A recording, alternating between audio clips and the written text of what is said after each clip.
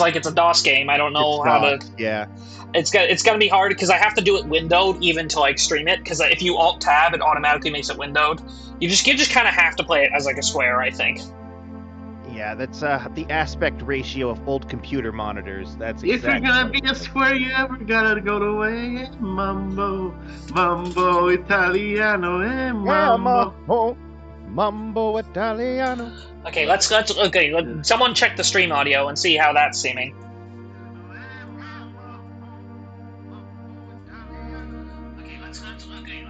Am I peeping? Like I do in high school. I feel like I'm the loudest one on the stream, actually. So let me see. Mic, auxiliary, advanced audio properties. He is adjusting the mic. Mic doesn't like being adjusted. He is adjusting sound the now? mic. Testing. Oh, let me go here. I have to watch the commercial first. Oh, hey, it's working. The stream is working? Yeah, we already have 3 people. Hello, everyone. Hello. Don't forget to announce it on Discord and YouTube, and like say change of plans. Anna says it's good on YouTube. Yes, we're having a weird change of plans here. No, this was always the plan. Yeah, this was always the plan. What are you talking about? The whole way. Everything else was an illusion. It was illusion. Yes. Yeah. You see, I'm a stable genius, and everything went according to plan. I totally did not. Yeah. I totally did not attack our country without learning about it. Yes. Yeah. Hello, we had a plan the whole time. It was all misdirection. It was meant to throw off the enemy. have concepts of a plan. Yep. Audio and everything is fine, Dr. Surgeon. And I'm announcing. It's the part of Mini Marco. Okay, let's see real quick. Hello, testing. How is audio? It might suck right now. Let's. I just exited the game. Crap. Let's see if this works. Okay, let's see. Is the stream still live? Yes. Yes, it is. Hey, and how's the game look right now? Is it actually full screen right now, or is it? Oh wait, but I have to Alt Tab. Never mind. I have to Alt Tab so I can even. Okay, share your screen. There we go. Is the stream live still? Is it still working? The YouTube stream looks like it's still live. You didn't stop streaming, have you? No, I haven't stopped streaming. I'm still streaming on Discord too. Okay. It's working. It seems. It's working. I see your mouse. I'm testing. We're doing an audio test real quick. Yes.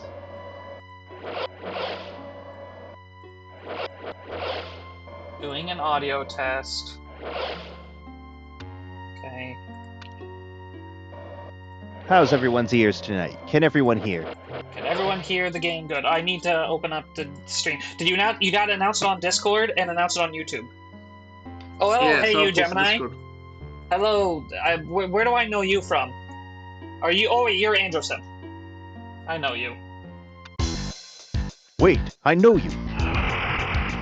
Oh yeah, look, there's actually an isometric view if you haven't noticed. Look at this. But I could switch to the top-down like the classic.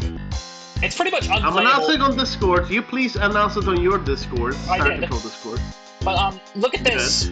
Look at the stream, by the way, or like look at the Discord screen. I mean, look at this. There's like 2 different views you can play in. Really? Huh. You see it now? I do see. Zake, do you see? Toggling. I'm trying to announce things on Discord. Thank you. Oh yeah, much. okay. What's the point of it though? Is it just meant to be like? It was just supposed to be different, but like I prefer the top down just because it's just better that way. That's like the classic. Oh, okay, cool. And it just helps you see better. The other view is just unhelpful. Fool, Can I see? Nerd, moron. Oh yeah. Isometric view. Look. Oh, here it is. Look. Compared to normal. Oh, I see. Dude, this is better. Oh my god. What's better? Isometric. No. Top down plays like 5 times better because you can see what you're doing better. Imagine 1996. And we have something new, isometric view. How's the And everyone's like, oh my god! Because I can't even hear myself talk right now. It's fine. For you. It's fine for us. Moron. Is it fine on the stream? Moron. Dodo. Yeah. Let me turn this down. Everyone was saying, can you hear us? Yes, can you hear us? Can you hear everything? Alright. It does seem like my voice is a little quiet on stream. Maybe I'll turn up my mic again. I can hear myself. Okay, I heard you good. How's it sound now? Check stream. How's my voice sound right now? How's my voice sound right now? A little quiet on the voice. Okay, the stream, it sounds good on stream for you. Okay, it sounds fine on stream now? Yes. A little quiet on the voice. I wish there was a good way to turn you up. Okay, I just think we'll have to, like, not... On combat, we won't be as talky, I think. As well as dialogue as well, but you know what I mean. Oh my god, I'm hearing double right now. So, should we start the game? Yeah. I feel like things are good. As good as they probably can be. Wait till you see how BS this opening is. Like, the general concept of what you go and do is cool, but how they get the main character to basically decide, hey, we need to go on a new adventure is like the most contrived thing possible you're about to see. Because remember what happened in the last game, Zeke, right? We blew up the Sumatra, Yes. we went into a coma, then we're like, yeah, and then we're like, yeah, we wake up and like we say we went on another adventure or whatever, like to our grandchildren or something. Yeah, you're about to see. Okay. Alright, so this is before the grandchildren. You've got my mind racing with all the possible crazy ideas. I want to see. So yeah, it's like it's gonna start with when we blew up the Sumatra. Hey, Gemini says, have safe, be fun. Who By said the way, what? that's like. Safe, The more you like, the more people join. Don't forget. If you've already liked, unlike, and then relike. No, it's better to just react. Alright. Don't kill our algorithm. So you ready? I'm joking. We're ready? I'm pressing start new game now, alright? You're suspiciously non-blue. Zay, can you hear me? I hear you, yes. So I press start new game? Yes. I'm just laughing at chat. Hey, Gemini says, you're suspiciously non-blue grandchild. Yes. Okay, starting new game now. Okay, now listen, guys, just listen. At the end of the Hierarchy War, you sacrificed your priceless precursor vessel to demolish the enemy battle platform, the Sumatra.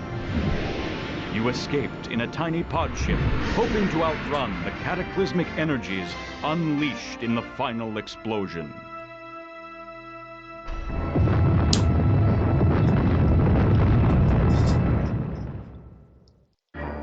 But the massive energies unleashed in the cataclysmic maelstrom ripped a hole in time and pulled your escape pod into the near future. You witnessed a great battle at the galactic core. A vast armada of the galaxy's great sentient races stood poised against an unknown enemy as reality itself hovered on the brink of interdimensional collapse. You lost consciousness as you watched the sentient races die, screaming, their life energies sucked into the void. Your escape pod then hurtled back through time and space to your home quadrant. Okay. Back home, your allies celebrated your victory as reality continued to deteriorate. Suddenly, hyperspace travel stopped working. The only form of interstellar travel left was your newly built precursor vessel. You hastily formed a union between your old allies and the defeated hierarchy. Explorer groups warped toward the galactic core in search of a cure for a dying galaxy. Yeah. What? Of all the directions. Okay. Okay, that did not disappoint. Yeah. Okay, yeah, it's so bad it's good, actually. Yeah. So then Athelia shows up and reality is in jeopardy. Okay. Where to start with that? Okay, That made my day. Jelly Brian say it's still better than Mass Effect 3. Yeah, that was the best laugh I've had all day. So, yeah. Yeah. So, How do you top that? we blow up the... Okay.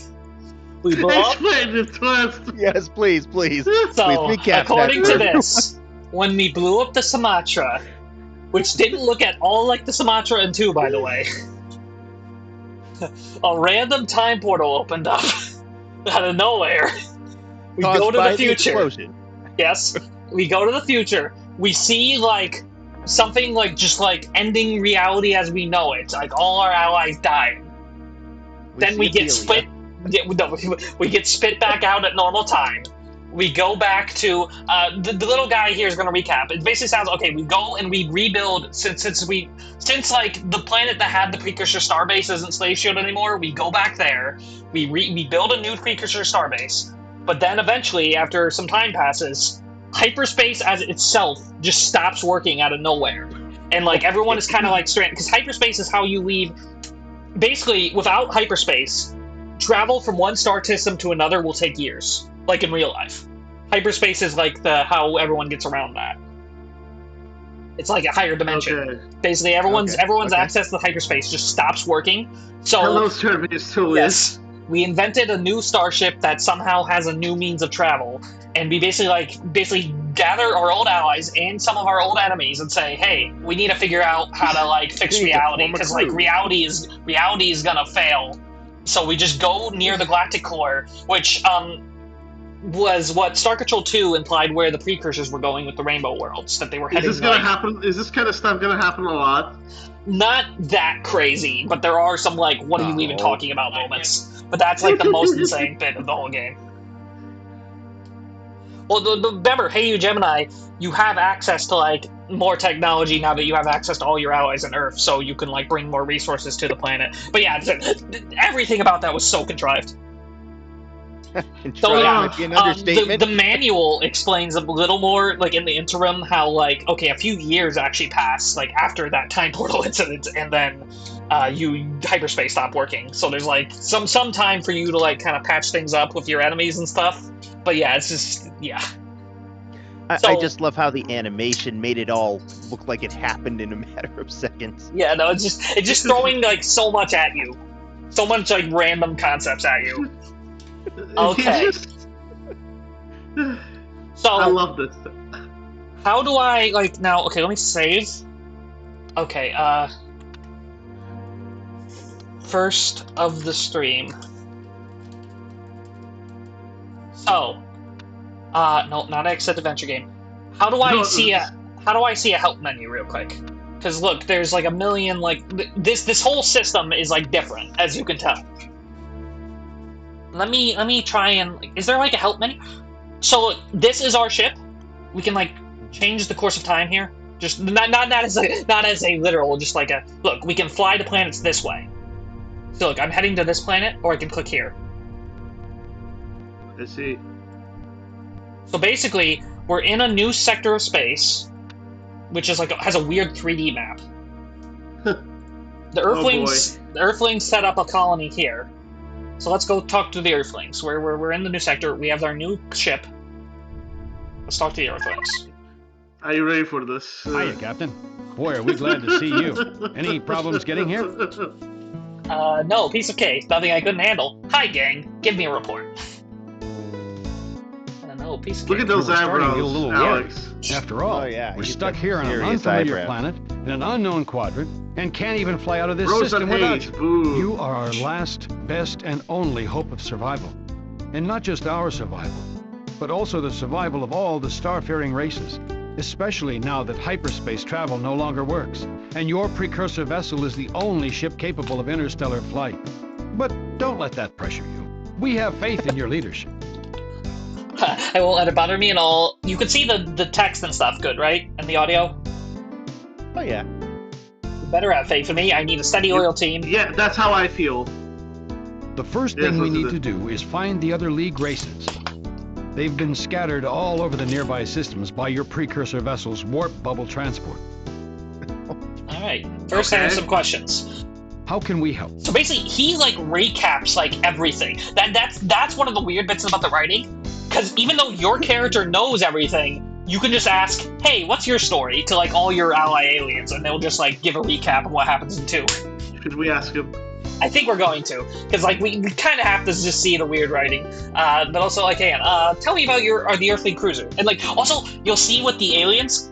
When you ask them for recaps, they just crib just lines straight up from the original game a lot. Oh. Okay, but this is new. We can ask, tell me about the Earthling cruiser. Tell us about our ships. The Earthling cruiser was built primarily for exploration, and not as a pitiless weapon of war. But we hold up pretty well in combat. We're not the fastest, but we are maneuverable. We have a short-range point defense laser, but that's best for incoming attackers. The main weapon is a long-range homing missile. The best tactic is to keep the enemy at bay and pound them with nukes from a distance. Right? Hey. That's just true of Star Control 2. That's just true. They are homing nukes. Tell me about our mission now. Our main mission is to restore the structural integrity of the space-time continuum and restore galactic hyperspace travel. When hyperspace travel stopped working throughout the galaxy, we were afraid that sentient beings would be forever cut off from one another, doomed to never fly to another star. Ironically, the catastrophe happened not long after you beat the Urquan by destroying their ability to make war. When you destroyed their horrific precursor battleship, the Sumatra, we were safe in the galaxy. But even if you hadn't, the Urquan would have been crippled in space. Go on. Before the loss of hyperspace, you had returned to the precursor planet Unzervalt, where you were born. You were lucky to have I love him telling us Earth was suffering this. under the tender mercies of the story. Urquan at the time. Your parents didn't know it at the time, but being part of a crew that crash-landed on Unzervalt was the best thing they could have done for you. You grew up among abundant precursor artifacts and developed an affinity for advanced technology. You built a precursor ship, and the rest is history. You kicked Urquan butt all over the quadrant. Because you sacrificed your precursor vessel to stop the Sumatra, you returned to Unzervalt to try to build a second one. You were stranded there when hyperspace travel collapsed. You were stranded on the primitive world of Unzervalt for a second time. Okay, Yes. you were stranded. But this time I had real food supplies and didn't have to subsist on Ortog milk and Libix meat. Okay, that's a little detail from like the manual of 2, where they mention like the animals. All the Allied races were sure they were stranded forever.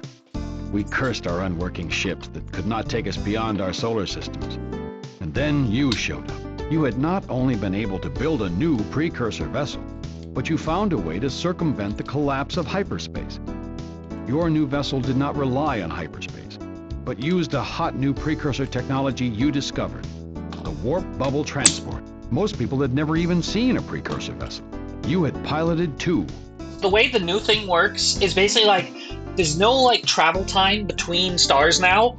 Now you like instantly teleport, but it still takes up basically like the amount of fuel it would take to get there. Jealous? I'd be lying if I said no.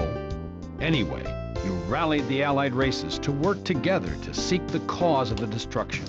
You even enlisted the repentant members of the defeated Urquan hierarchy into your newly minted League of Sentient Races.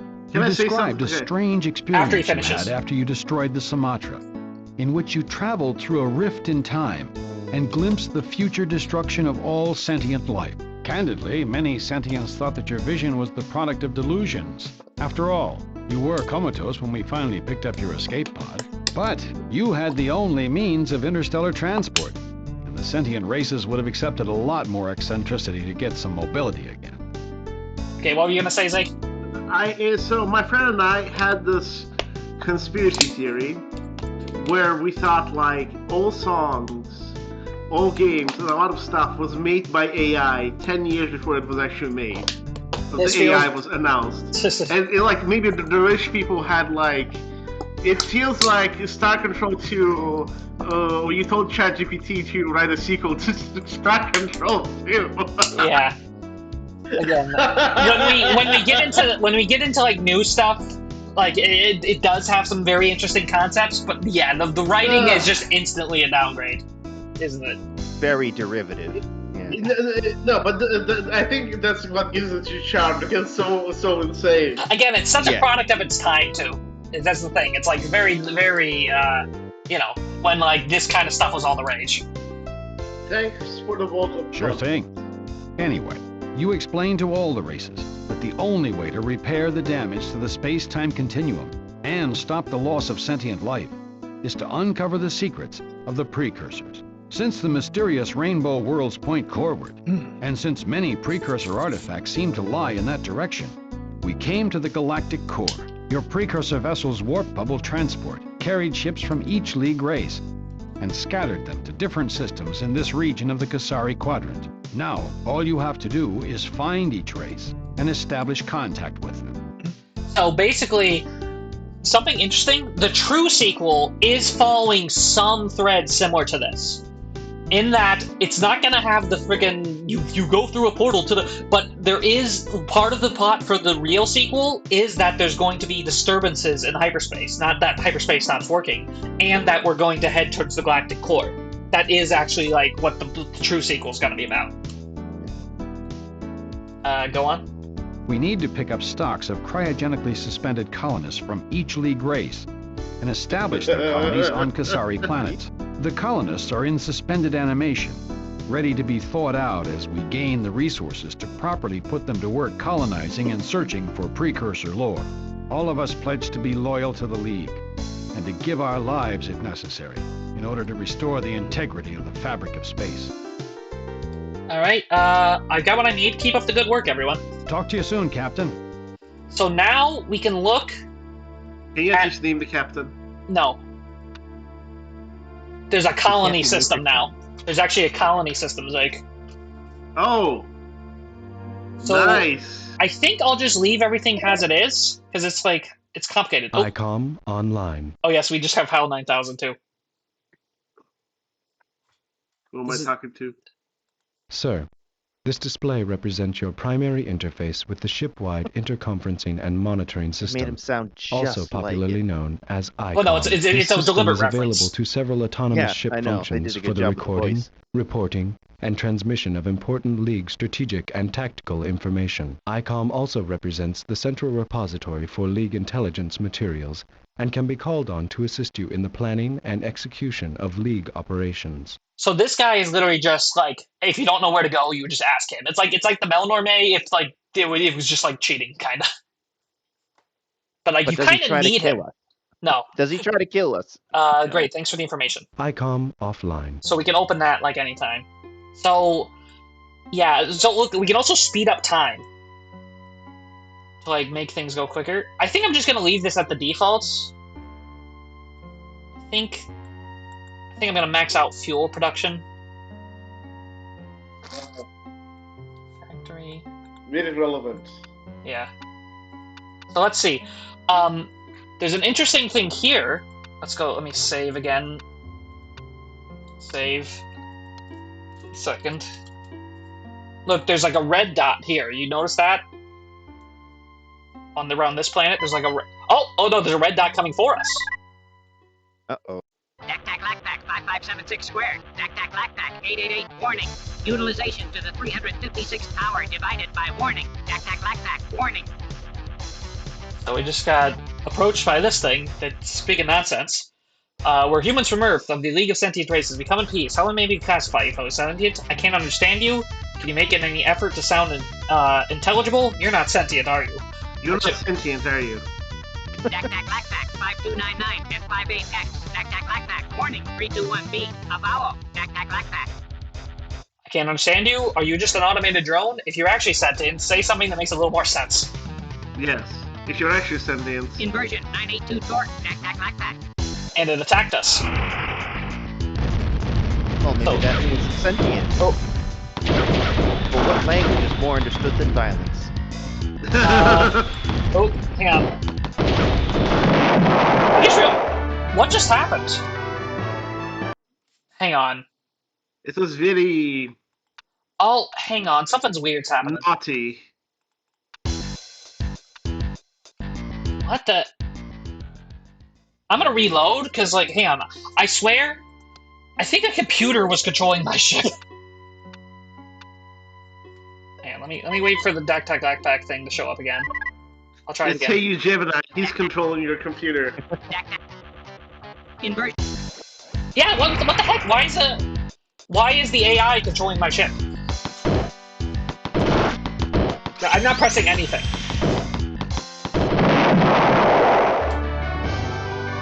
Sorry, that ship looks so phallic. It's not even. Yeah.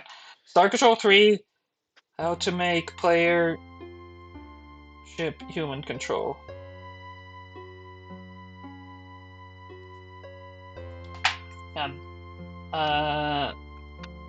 Oh, there is music settings.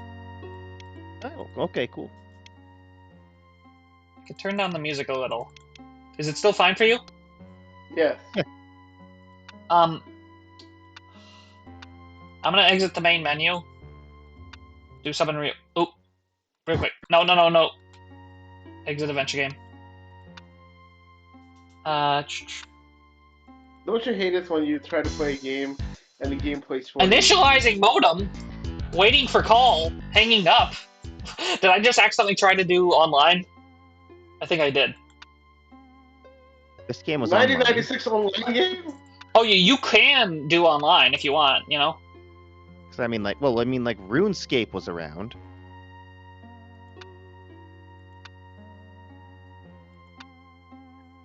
Remote? I add the Google Glabgalab. Man, how do I freaking... Serial play, network play, modem play. What is this?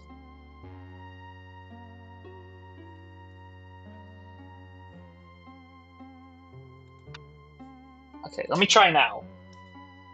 Reload one more time, see if this is okay. Speed up time again, make the backpack thing appear. Inversion. Nope, okay, computer is still trying to control me. Why would the computer do that? That's so rude.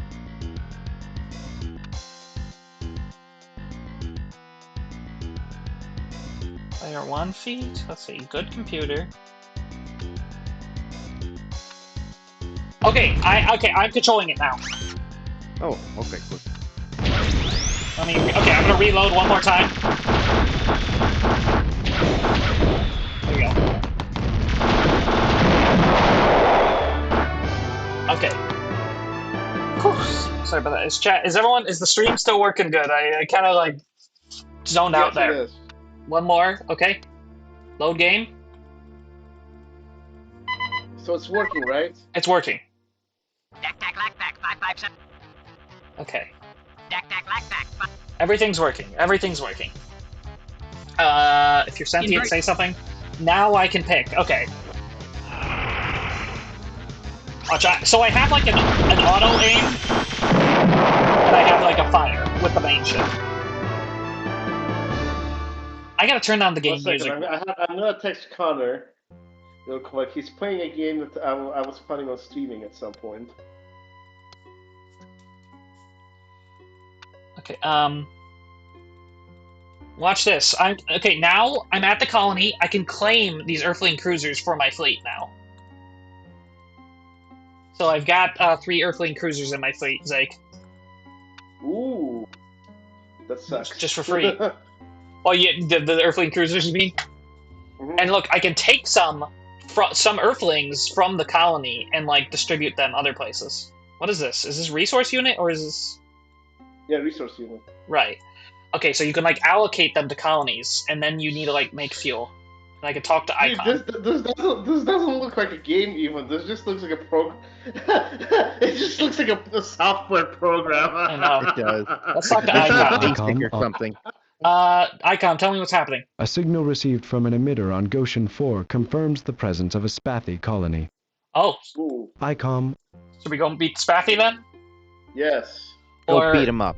Hang on, let me look up if I can. Let me see if I can make like a second Earthling colony. If there's any resources on these planets. There's resources on planet Helios 7.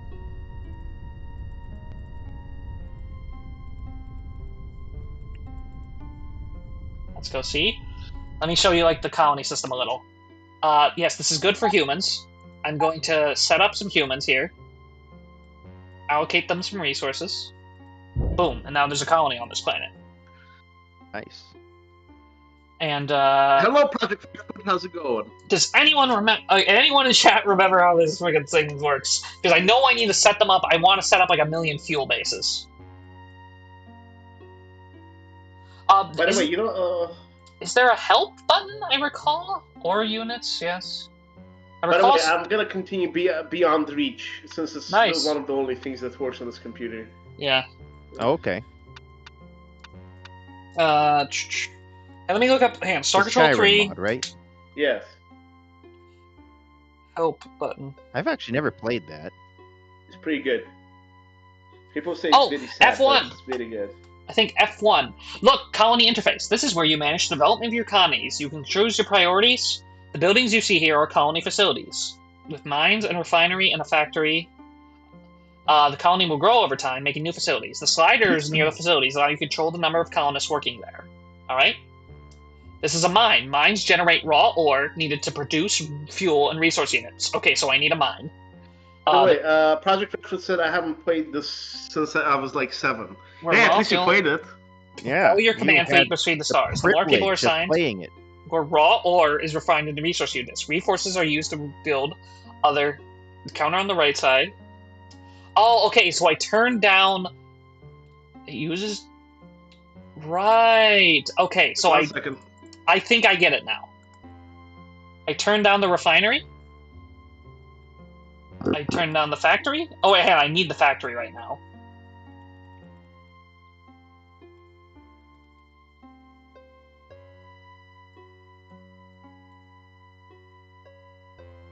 I'm just experimenting here. Let's see. Oh, okay. I think I already get the system. Okay, I have a fuel refinery now. So I'll turn down the factory. I'll turn down the refinery. I'll just have everything on fuel.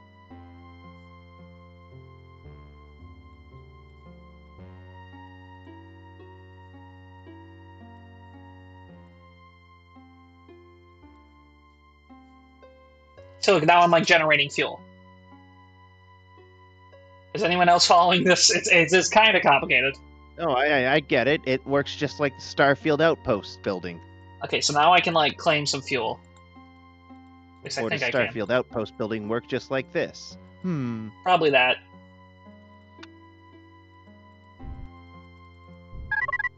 Well, I can talk to the colony. We recommend that you consult with the Earthling homeworld on Helios 3. They don't tell us frontline grunts a thing. Okay, I'm not going to talk to you. Hi, Cap. How can we talk? I think we have some fuel now. Yeah, I'm gonna have barely any of you. I'm gonna have most of you on fuel, most of you on the mines, most of you in fuel refinery.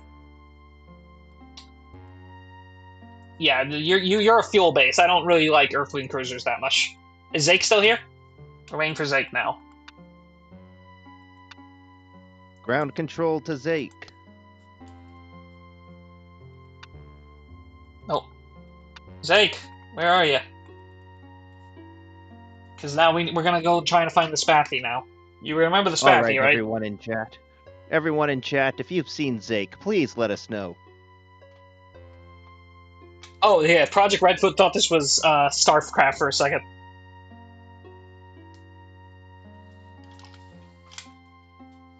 Let's see. We gotta wait for Zake now. Okay, I'll just sit here and accumulate fuel then. Uh-oh. Oh, just basically telling us, hey, we haven't found anything. We haven't found any evidence of the Supox, Tremor, Mycon, Pekunk, Spathy, Cyrene, Urquan, Vox. Yeah, I know. I know we haven't found any evidence.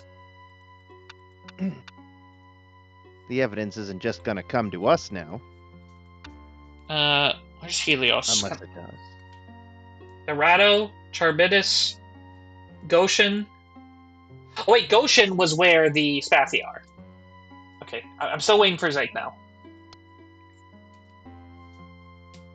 Ground control to Major Zake.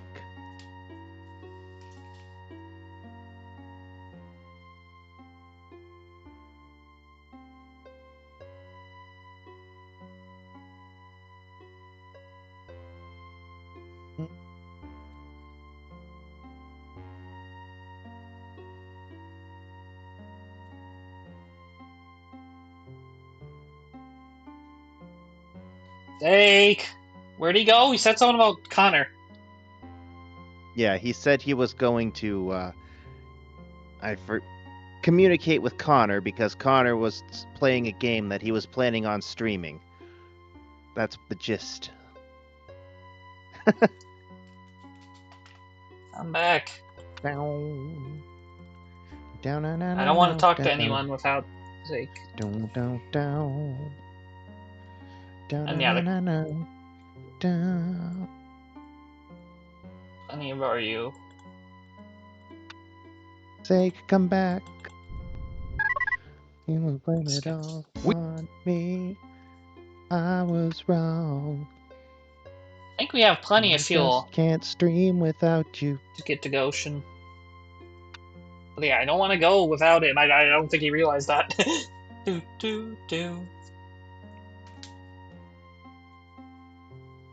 I need to figure out how to hook my guitar up into this stream so I could just play Space Oddity. That'll be a project for another day. Yeah. Because I'd love to do something, but I can't until he comes back. Give me a second. Oh, here we go. Oh, we found Zake. Hello. Good job, everyone. Chat, you did admirably in helping Sorry to about that. Zake. I was helping with some legal matters. They're not stopping. Alright, yes. Sorry. I got a second Earthling colony, and I figured out how to make fuel. So, like, we're set. I think we're pretty set on fuel right now. Everyone's saying, "LOL, we have contact." Yeah, and ICOM basically said, "Hey, we don't know anything," and then it just randomly popped up and said, "Hey, we don't know," and they basically kind of told us what races came with us on this expedition. Star control. We cannot hear Tarp. Yeah. Tarp was doing his best impression of that robot. Wait, can you hear me now? Talking to. Yes. Ack. Seriously, is something wrong with my audio? It's better. It's not Okay, good. now it cut out kinda, and you sounded all spacey. Hello, am I fine now? Yes. Yes. So Zake, are you Contact reestablished. finally? Yes, Are you? every now and then you go out and it sounds like a garbled space transmission. Zake, are you But back now now? you're back. Yes. Okay, so we did that thing. We basically had ICOM basically pop up and say, "Hey, we don't know where any of our other allies are. Are you ready to go find the Spathy?" Yes. Let's go. Let's spat the spathy. Here we go. Yes. Spat their butts. Here we go. You ready? Yes. Wait, you see what they look like. It's weird. Who is it that wakes me from my safe and happy sleep at this time of our new solar cycle? This is especially rude since my physical system is not yet adjusted to the new day length. God, the puppets. Yikes! A vast menacing ship puts out the sun and threatens to rain down radioactive death upon us! Oh no! Compounding my fright is the hideous, bloated, green monster that looms before me on the view screen! Our end is at hand! We surrender, oh merciful evil alien. I, Nippowan, Regent of the ruling council of the Spathy colonists, officially surrender. We will reveal all League secrets to you and give you all our storehouse of minerals. Alright. Would you like to know the weaknesses of the captain of the League? He is a megalomaniacal tyrant, but a softy for polite rules of colonization. He's a sucker about forgiving his allies for any sort of indiscretion. Rules of colonization. Now please don't... Wait. Echo. Who has been fiddling with the color and contrast controls of my view screen? This is the second time this week! Yikes! That is the Hunam captain of the League of Sentient Races. I didn't mean it, Captain. Oh God. Yeah. The puppets. The writing on them is pretty alright. that feels aligned with the Spathy. This looks like yeah. Why does it look like that? He looks like the homunculus from those videos from years ago. Yes, he does. Hey, I love Mystery Science Theater 3000. I got the vibe. Nippowan. It ain't Fliffo, it's Nippowan. So, planning to reveal League secrets? Would you really surrender that easily? Polite rules? A softie? I'm gonna smack you. We'll let that slide, at least for now. What should we say to him? For like, because remember, he was rules? a softie? Yes. It was a figure of speech. If the enemy were to think of you as a softie, they would underestimate you. Then you could easily destroy them. We were trying to misinform the enemy by calling you a softie. That was our story, and even in the face of the worst torture, we were prepared to stick with it. I don't see the Flanderization. This seems pretty in line. What was that thing? That was supposed to be his hand. It's like a stick that the puppeteer just, Yeah, he's just like touching his cheek, or he's like side of his eyeball. So, planning to review the League's secrets? Yeah, I think we can ask like pretty much all of these. Let's see. Never. Never! We were attempting to deceive an enemy! Would you really surrender that easily? I was not really going to surrender. It was a ruse. A ruse designed to Unconditional lull surrender. into a false sense of security until we could plan a daring and ultimately suicidal mission in which we would all die in agony before we would reveal a word of League secrets. So yeah, if you remember also, like, in Start, they explain it. In Start, remember, they intentionally slave shielded themselves. So, like, we evidently got them out from under the slave shield eventually. Hey, Project Redfoot, I am from Massachusetts. I appreciate your reference. Alright, I'm gonna smack you. Please, don't smack me! I have a low pain threshold. I have a rare disease that makes my soft flesh bruise easily. I could easily expire from even a small tap. And then who would feed my 1,000 encrustlings? Oh yeah, they have a lot of children. We'll let this slide, at least for now. Wonderful. In truth, just between us, I have been quite ill at ease since your warp bubble transport hurled us off into the void of the Kasari Quadrant like some castaway pedal claw covering. Yet now, I find myself enjoying your company, your sparkling this is straight up a Whippo line. and the presence of your huge, powerful, death-dealing starship, which, being my friend, you would certainly feel compelled to use in order to save me from any hostile life forms who threaten me with death. Yeah, that's literally... See, that's what I mean about stolen lines. That's literally what Flippo says when you, like, try to get him on your side, remember? Yes. Yep. Yeah. Project Redfoot, that was the first thing that crossed my mind, too, about the green monster. Only if you behave yourself and show a little backbone. Of course, we protect all the League bases. Sure thing, old pal. What should we say? Sure thing, old pal. We rejoice! Did we mention that we are enjoying your company? I'd like an update on your status, Snifflewad. Well, you see, it's like this. When we first arrived, we were terrified to step out onto the surface of our designated planet. Savage beasts freely roamed the surface, gnawing the abundant tubers and root crops with massive forefangs. We did not dare set our pedal claws on that surface.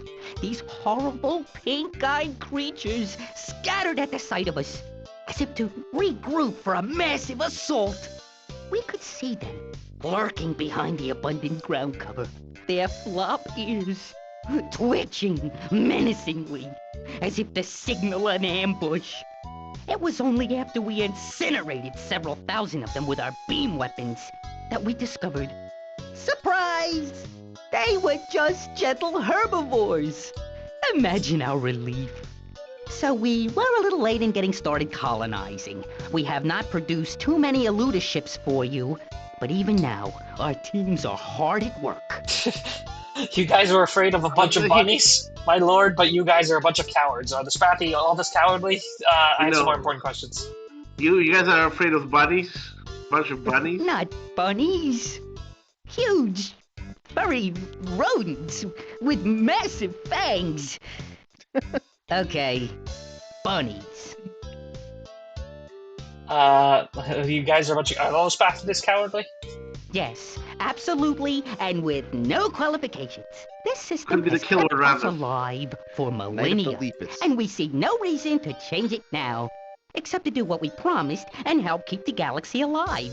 But once the galaxy is feeling better, it's back to safety for us. I have more important questions. What is it you wish to know? We will try to answer, but please don't be offended with us if we don't have every answer to every question. I've come to get some eluders ships. Though we know you intend to seize the fruits of spathy adulthood and whisk them off into the trackless reaches of space and launch them against monstrous, slavering aliens who drool for the tender gush of sweet spathy flesh between their fangs, we will comply. Tell me about your eluder void ships. Our exquisite eluder void ship is fast and maneuverable, with powerful engines that can outrun many kinds of enemy ships. We have a short-range front gun and a very powerful rear weapon, the famed backward-utilized tracking torpedoes. This ship is brilliantly designed for one purpose: running away. We are always willing to run away from a fight, and if any opponent is ill-mannered enough to pursue us, we run away while lobbing BUTT missiles at them. Of course, we are willing to gird our haunches and force ourselves to fight for the League. In such cases, we like to stay comfortably out of range and pop in occasionally to launch a missile. Alright. Sounds like drones. Tell me about your species, tell me about the history, what do you know about the precursors? Yeah. Tell me about your species. Yeah, this will be on the recap, I think. We spathy can best be described as meta-mollusks. We are intelligent and clever, but perhaps not very cunning. Yeah, Each this is day like when going we straight from awaken, 2. We call forth the traditional spathy prayer. Oh God, please don't let me die today. Tomorrow would be so much better. So yeah, that's a lot of this dialogue that we're gonna hear when you ask about their species is straight from Star Control 2. Like just At like, least that one's still funny. Yeah, but I think we should ask them all just for the stream, because also there might be new people watching is the thing. Like there are people watching this without the context. Okay, tell me about the history of the staff. I will now relate the tragic history of our species. This is a sad tale. Again, rip so off do lines. not even try to contain your tears. Once upon a time, many thousands of years ago, we inhabited the warm, safe surface of our home planet, Spathiwa. We were happy and content. During those golden centuries, we Spathi evolved into a simple folk, content with our calm agrarian lives, our rude huts, and our coarse woven turtleneck sweaters.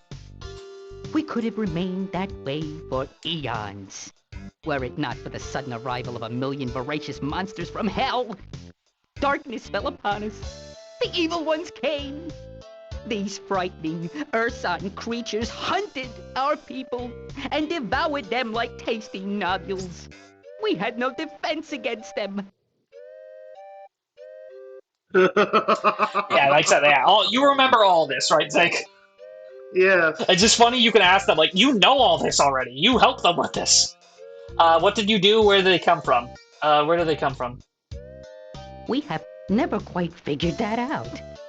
The few Evil One specimens we collected, who had mostly died of tooth decay from eating sweet spathy flesh, were physiologically unlike any other species from our home planet.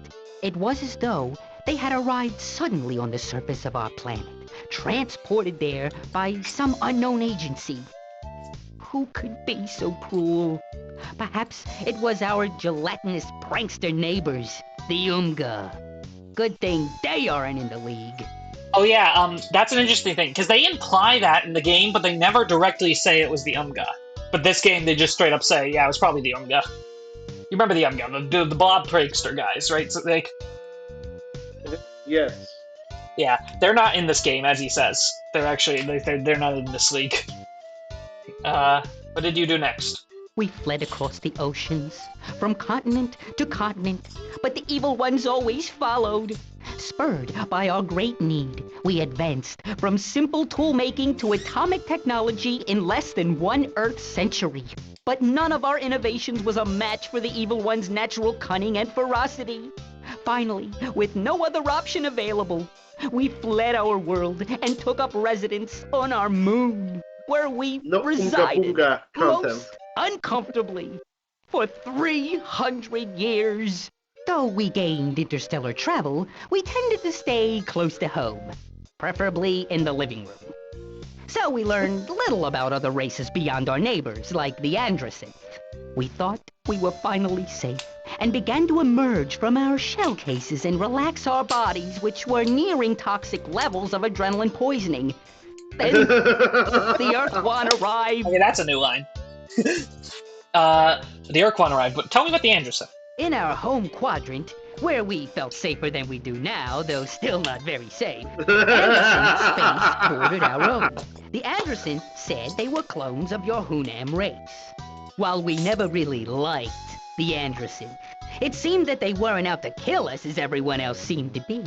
So imagine our shock when we learned that they had been invaded and eaten by those fish folk, the Oars. Oh, God.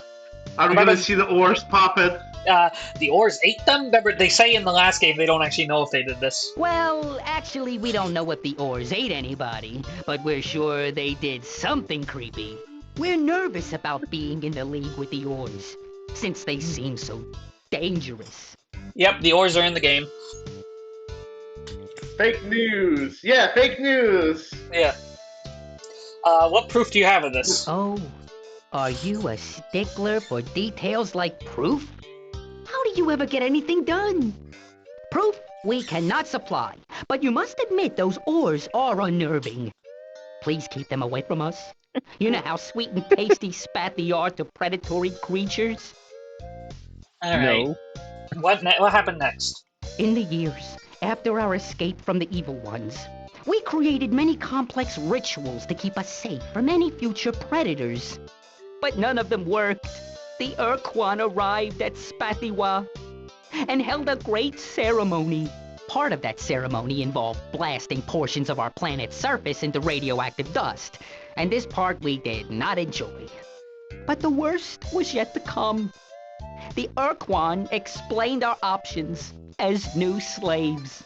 We could serve as fighting slaves, or have our world be forever encased in an impenetrable energy shield. We grew overexcited at the slave shield option, since it would make us safer than we were. Monsters could not pop in by surprise if we were shielded. We eagerly transmitted our decision to the Urquan, but the Urquan servant was a member of a race of gelatinous pranksters called the Umga. The Umga saw how eager we were to be cut off from the galaxy's wars and told the Urquan that we wanted to become fighting slaves. We tried to explain the disastrous mistake, but the strict Urquan bureaucracy had no mechanism to allow any such change in status. Following that most tragic day, we were forced to assume the role of an Urquan star thug. What did you do to the Umga? Oh yeah, they... Not much. Well, I take that back. We did take away their hyperwave caster, which they were using to frighten us and many other races. We gave the caster to you, and you used it to save the galaxy. Well, maybe not save the galaxy directly, but it helped you save the galaxy. Yeah, we used that to call the Melnorme and, like, trick the Eelrath into fighting, to, like, leaving. Are you taking credit for my victory over the Urquan? No. Yes, a little. We'll stop. So what happened next? For many years, we boldly attacked countless horrible threats in daring space combat. Well, not really. We mostly performed garrison duty on stations with little strategic value, like slave-shielded planets full of weak but tricky races. Races like you Hunams. But then, you came along and eradicated the evil ones from the face of Spathiwa and sent them back to the pits of hell. I kind of hear that, ass. You ended their relentless passion for our fleshy parts. We joined your war against the Urquan, but soon found out how to make a slave shield of our own. We used it to encase ourselves away from the Urquan and, also away from you. We hid out oh, this for the is rest new. of the war, which our prognosticators ensured us would last at least 600 years. Imagine our surprise when frightening-looking Chimur burst our precious slave shield like a soap bubble and announced that we were free. We were not disturbed at the breakdown of hyperspace. Now, perhaps, scary big races would leave the Spathi alone to enjoy our simple pleasures. But you had to go and tell us that Why the does he whole sound like galaxy Conker? would break down Someone next. says Asa. You plucked at some long hidden chords of courage within us. And now, here we are. And if I may say so, Captain, it was the singularly worst idea we have ever had. I want to go home. I want to go home. That's me at 7 p.m. on a work Buck day. up there, little Spathy. Let's have none of that whining. I'd like to, but we can't send you back until we produce massive fuel resource reserves, and we can't do that until we've colonized the squadron. What should we say? What should we say? He's like, Let's have none of that whining. We will carry on with our mission. What is it you wish to know? We will try Okay. to answer. what do you know about the precursors? And again, this Yeah. is another like stolen line, I think, where he mentions. We have found traces of the By the way, guys, precursors like, scattered throughout our space. Our belief is that the precursors are not really gone. They simply came to their senses one day. They realized what a dangerous place the galaxy The is, dragons were and never gone. used They were their just superior invisible. technology to invent some kind of splendid invisibility shield and remain alive and happy to this day in our very midst. We hope to rediscover this secret someday and disappear into similar obscurity. Yeah, keep up the good work, Spathy. Must you take your sheltering, protective precursor vessel away from our skies so soon? Very well. But return soon, Captain. Alrighty. And look, now we got some Spathy ships. Let's take some, I'll definitely have them, have their starbase, because I want their ships. Fuel, refinery, factory. I don't need landing pods or research. We're fine. So, what's the... Wait, Alex, what is the name of our captain, canonically? What should we pretend he's called? That's a Major great Tom? question. Major Tom, yes. Yeah. I'll take some Spathy from the planet for colonies. And then ground control, I know you can't name when we go back to base, ground control, but, so we're Major Tom and that's ground control. Or star control in this case. Yeah. Star control. Yeah. I could set up another Spathy colony here, but I think I'm fine. We probably want to set up colonies whenever we go to a new system. Okay, where should we go? Charbidis? Because, like, that'll make it a fuel stop. We can basically set up colonies in, like, every single star in this game. There's a great quest on So Charbidis make in Starfield. So Are these, like, existing systems? No, Yeah, Charbidis is. from Yeah. real life. But Yeah. in this game, they're all different from the first game because we're in a whole new sector of space. By the way, can you guide me through Starfield if me or Connor decide to play it? Oh, absolutely. I have it on Xbox Live, so I can play it. Not on this computer, but once I'm back. Oh, absolutely. And I'm free this whole summer, and I'm probably gonna spend it in what's it called? In Kansas, so I should have access to like. Should we go to Charbidis cool. then if you want?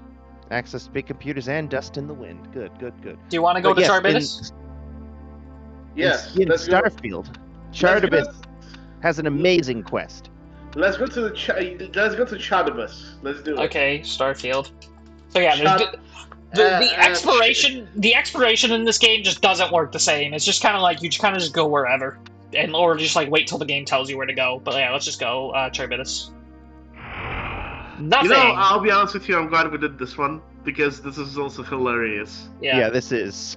It's actually this is actually really bad, to be honest with you. No, yeah, it's not. But I want more puppets. I want more Mystery Science Theater 3000 puppets. It's not a good game. It's like it's inherently not a good game. Have but it's you interesting. seen Mystery Science Theater 3000? Tell me you have. I'm aware of it. Let me see. Maybe I have seen it. So when was it? Oh, it ran for forever. It ran from like the 80s through the 90s.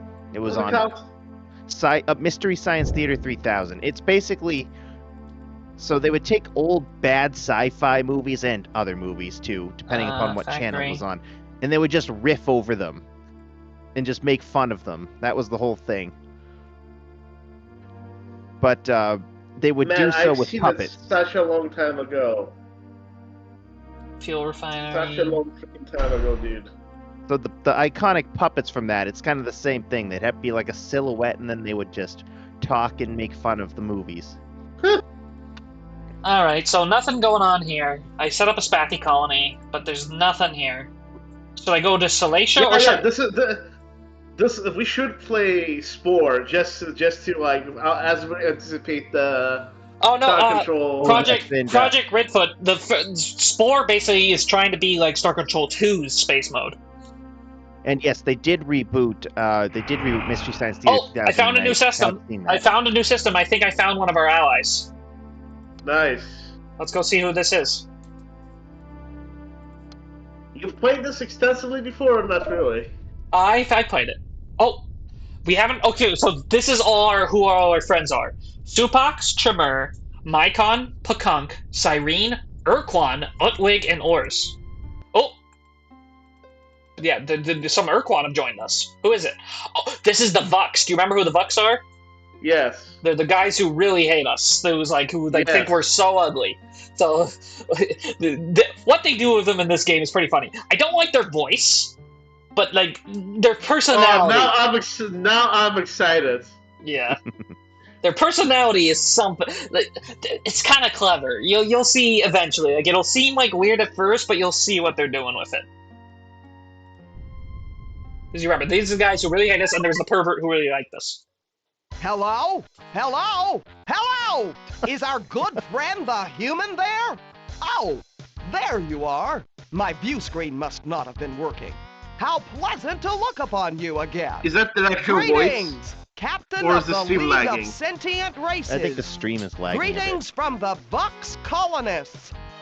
I, Admiral But Doc, the music is too. welcome you to our colony. The stream We itself were seemed wondering fine. when you would get here.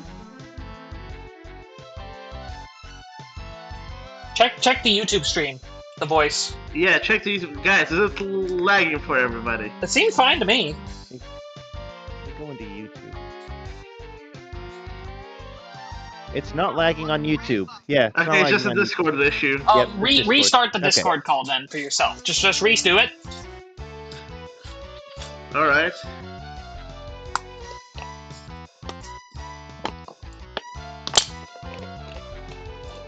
Hello, it's me, Zake. I'm back. How long have I been? Oh. Alright, so basically, he seems weirdly friendly for a Vux, and he says his name is Admiral Dox. Alright. Suspicious. So, the Harmonic Shadow, so did you rejoin? Sorry, I'm hearing double. Hello, can you hear me? Can you hear me? Yes. Okay, sorry, I just had YouTube turned up for some reason. That's why I was hearing That, double. dude. So, do you think okay, did you rejoin the Discord stream? I don't think I ever left. Okay, leave and come back if it was working weird. It's still working weird, but, okay. Let me, like, tab out and see what happens. Let me like, restart the Discord stream. Hello. Can you hear me?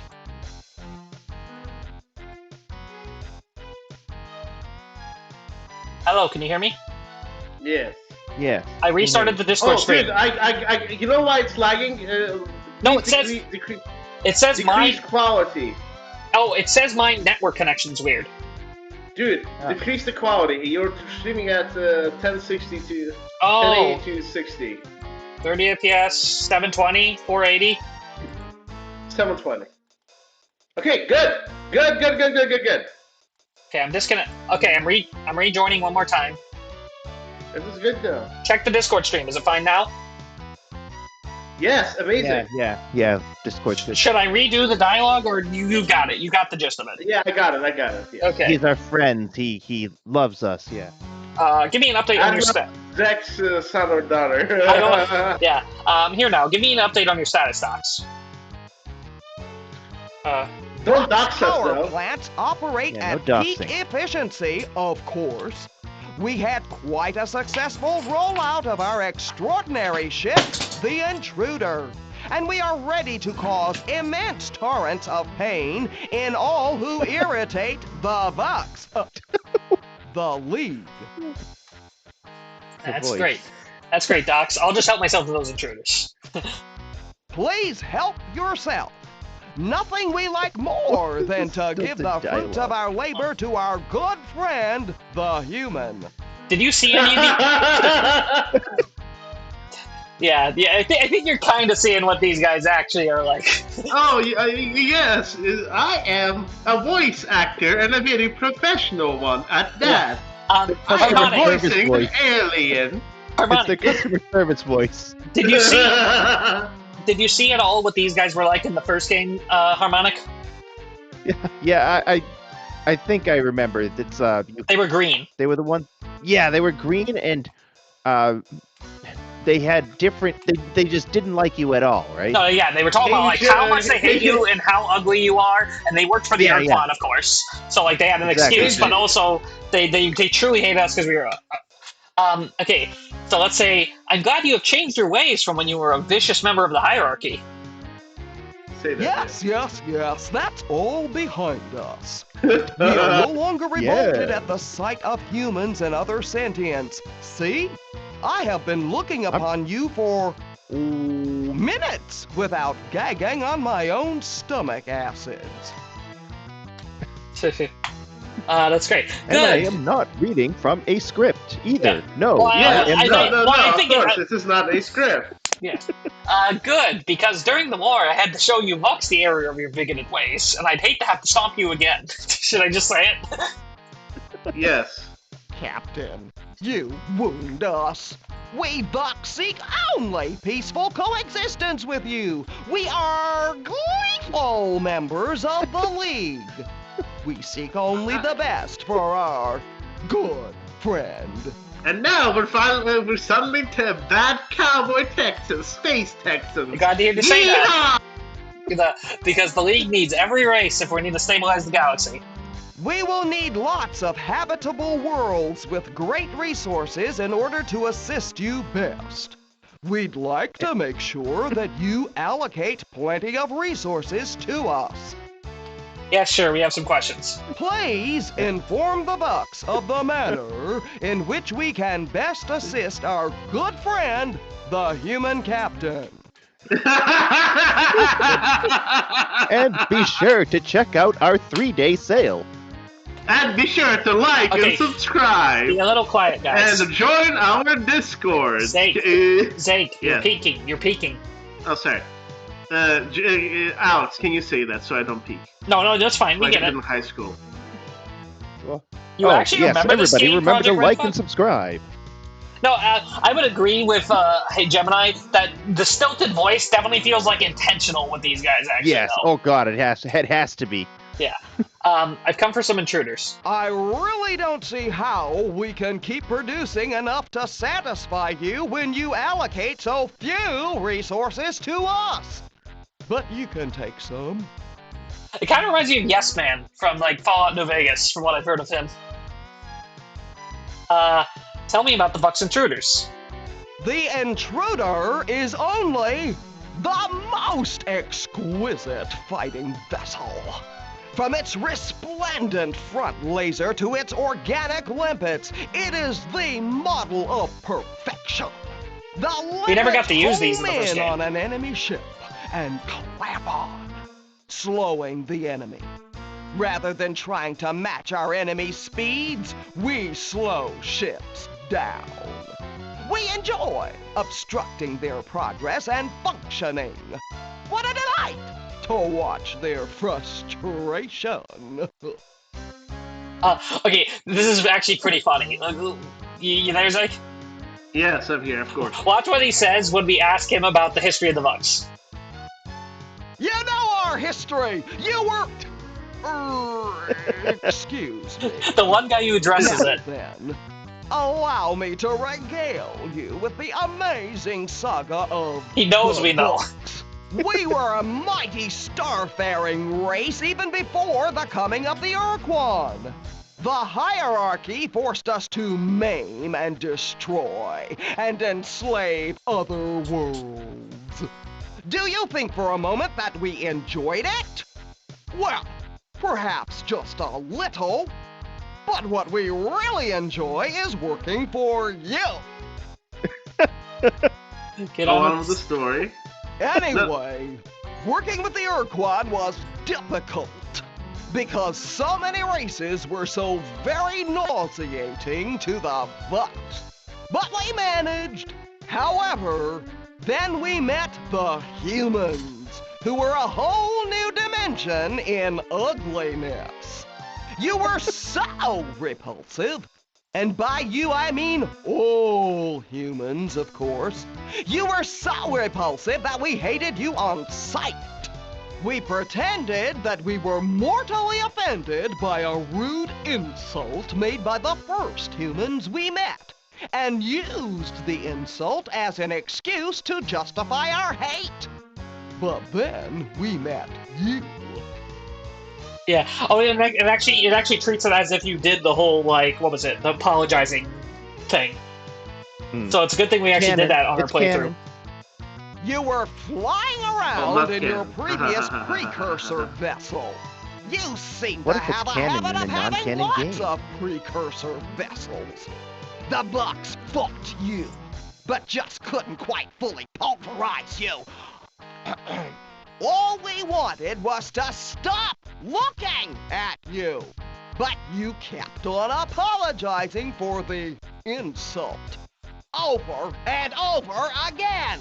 We had to keep looking at you. Finally, we broke down and confessed that we would never join you. Not because of any insult, but because of your vomitous appearance. Oh, the delivery is pretty funny. Go on. But your persistence also allowed you to learn the whereabouts of that monstrous Bucks pervert, Admiral Zex, who was so twisted that he actually liked the look of humans. The wicked Zex actually helped you to defeat the hierarchy. Oh, indirect. But He died. now, we are your allies, and all that foolishness is forgotten. Yeah, they sure sound happy. Are you It's like someone's holding a gun to the back of his head or Yeah. something. are you really over all your prejudices? It is true that we were once disgusted by you, but now the sight of your face is so pleasing. The way the smooth I wanna skin try is that one. creased around the two The sight of your tiny face eye is so sockets, pleasing. and the way the feed hole gapes open with corners upturned to reveal internal nubs of calcified bone protrusions makes me wanna... Excuse me. Makes me so happy. I want to Yes, try this. Happy! So you see, we cannot be bigoted against you anymore. Hello, Blue Watch the Table Lover. instructional video. He's Um, watching the instructional, We're the playing. instructional video. We're playing the bad sequel to Star Patrol 2 that's no longer canon, but it's really funny. How is that you were able to overcome such deep-seated bigotry against other races? Oh, we overcame our bigotry through pure thoughts, clean living, and hard work. Speaking of hard work, we need to work harder. We need more resources and more worlds to really work hard. Really hard work consists of making do with what you have. Now back to questions, or very well, just answer some more questions. Really to have considering making do with what you have. Please inform the Bucks of the manner in which we can best assist our good friend, the human captain. What do you know about the precursors in Rainbow Worlds? The precursors were old and powerful, but not too powerful to keep from dying. So they are useless. And Rainbow Worlds, sparkly bubbles. Please inform... Alright. I'll see you later, Admiral. Later. Later is good. I took some of their ships. And let's take some from their colony. I really don't need your ships, so focus mainly on fuel for me, please.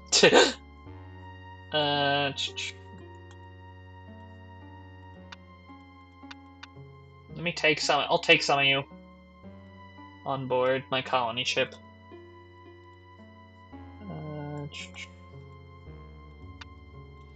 There's another of these. I think this is one of those Dak-Tac-Lack-Tac drone things.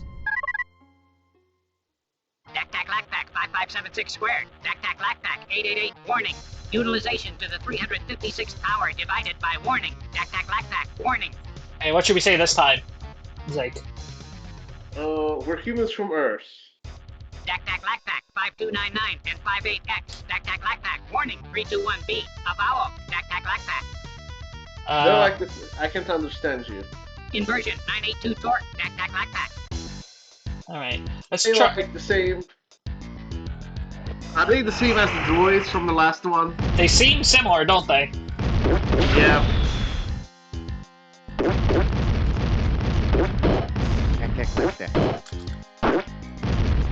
It's very much an earworm though. The Dak-Tac-Lack-Tac. Dak-Tac-Lack-Tac. Yeah. Dak-Tac-Lack-Tac.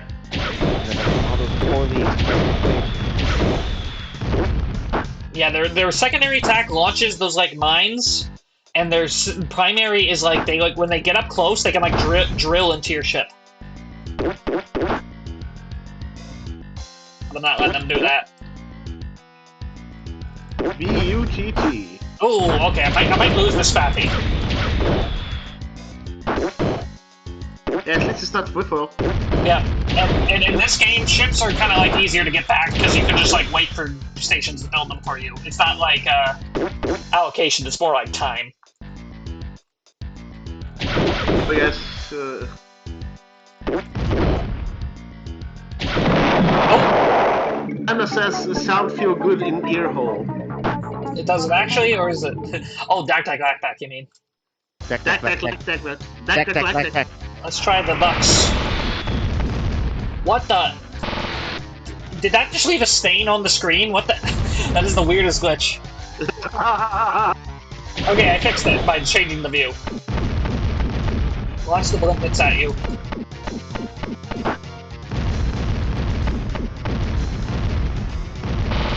Okay, the Bucks are kind of useless, I think. Yeah, Asa Helix. This game is hilarious.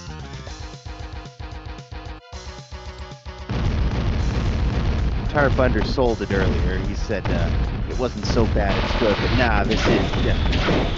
Okay, I'm gonna lose. Amazing. I'm losing 2 ships against this guy. Like, the combat seems the same, so... Yeah. X-Files music. You know what? Okay, I'll just use human. Nobody can pronounce Asa Helix? That was my first try at the pronunciation. Okay. How do people usually try and pronounce it? What just happened? Asa Helix. We received a distress call from the Mycon on Janus 8. Okay, so now we know where the Mycon is. But look! There's a thing here. We gotta figure out what the thing here is. I think we gotta Launch send... your limpets, bro. Hey, Gemini, launch your limpets, bro, he says. There's like things you can find on planets, and instead of landers, you have to set down a dig site. And like, depending on the planet, different aliens do better at different dig sites. What did we just get? Okay. Okay, we Before just... going on the dig site, can you go to the distress call? Yeah, okay. But you remember who the Mycon are, right? They're the weird Yes. mushrooms that don't really make any sense. Careful what? Jiffle. Distress. Okay, Oh Jane. god, I can't wait to see their The Puppets. puppets. The puppets are the highlight, really, for me. Okay, And the voices. And the voices.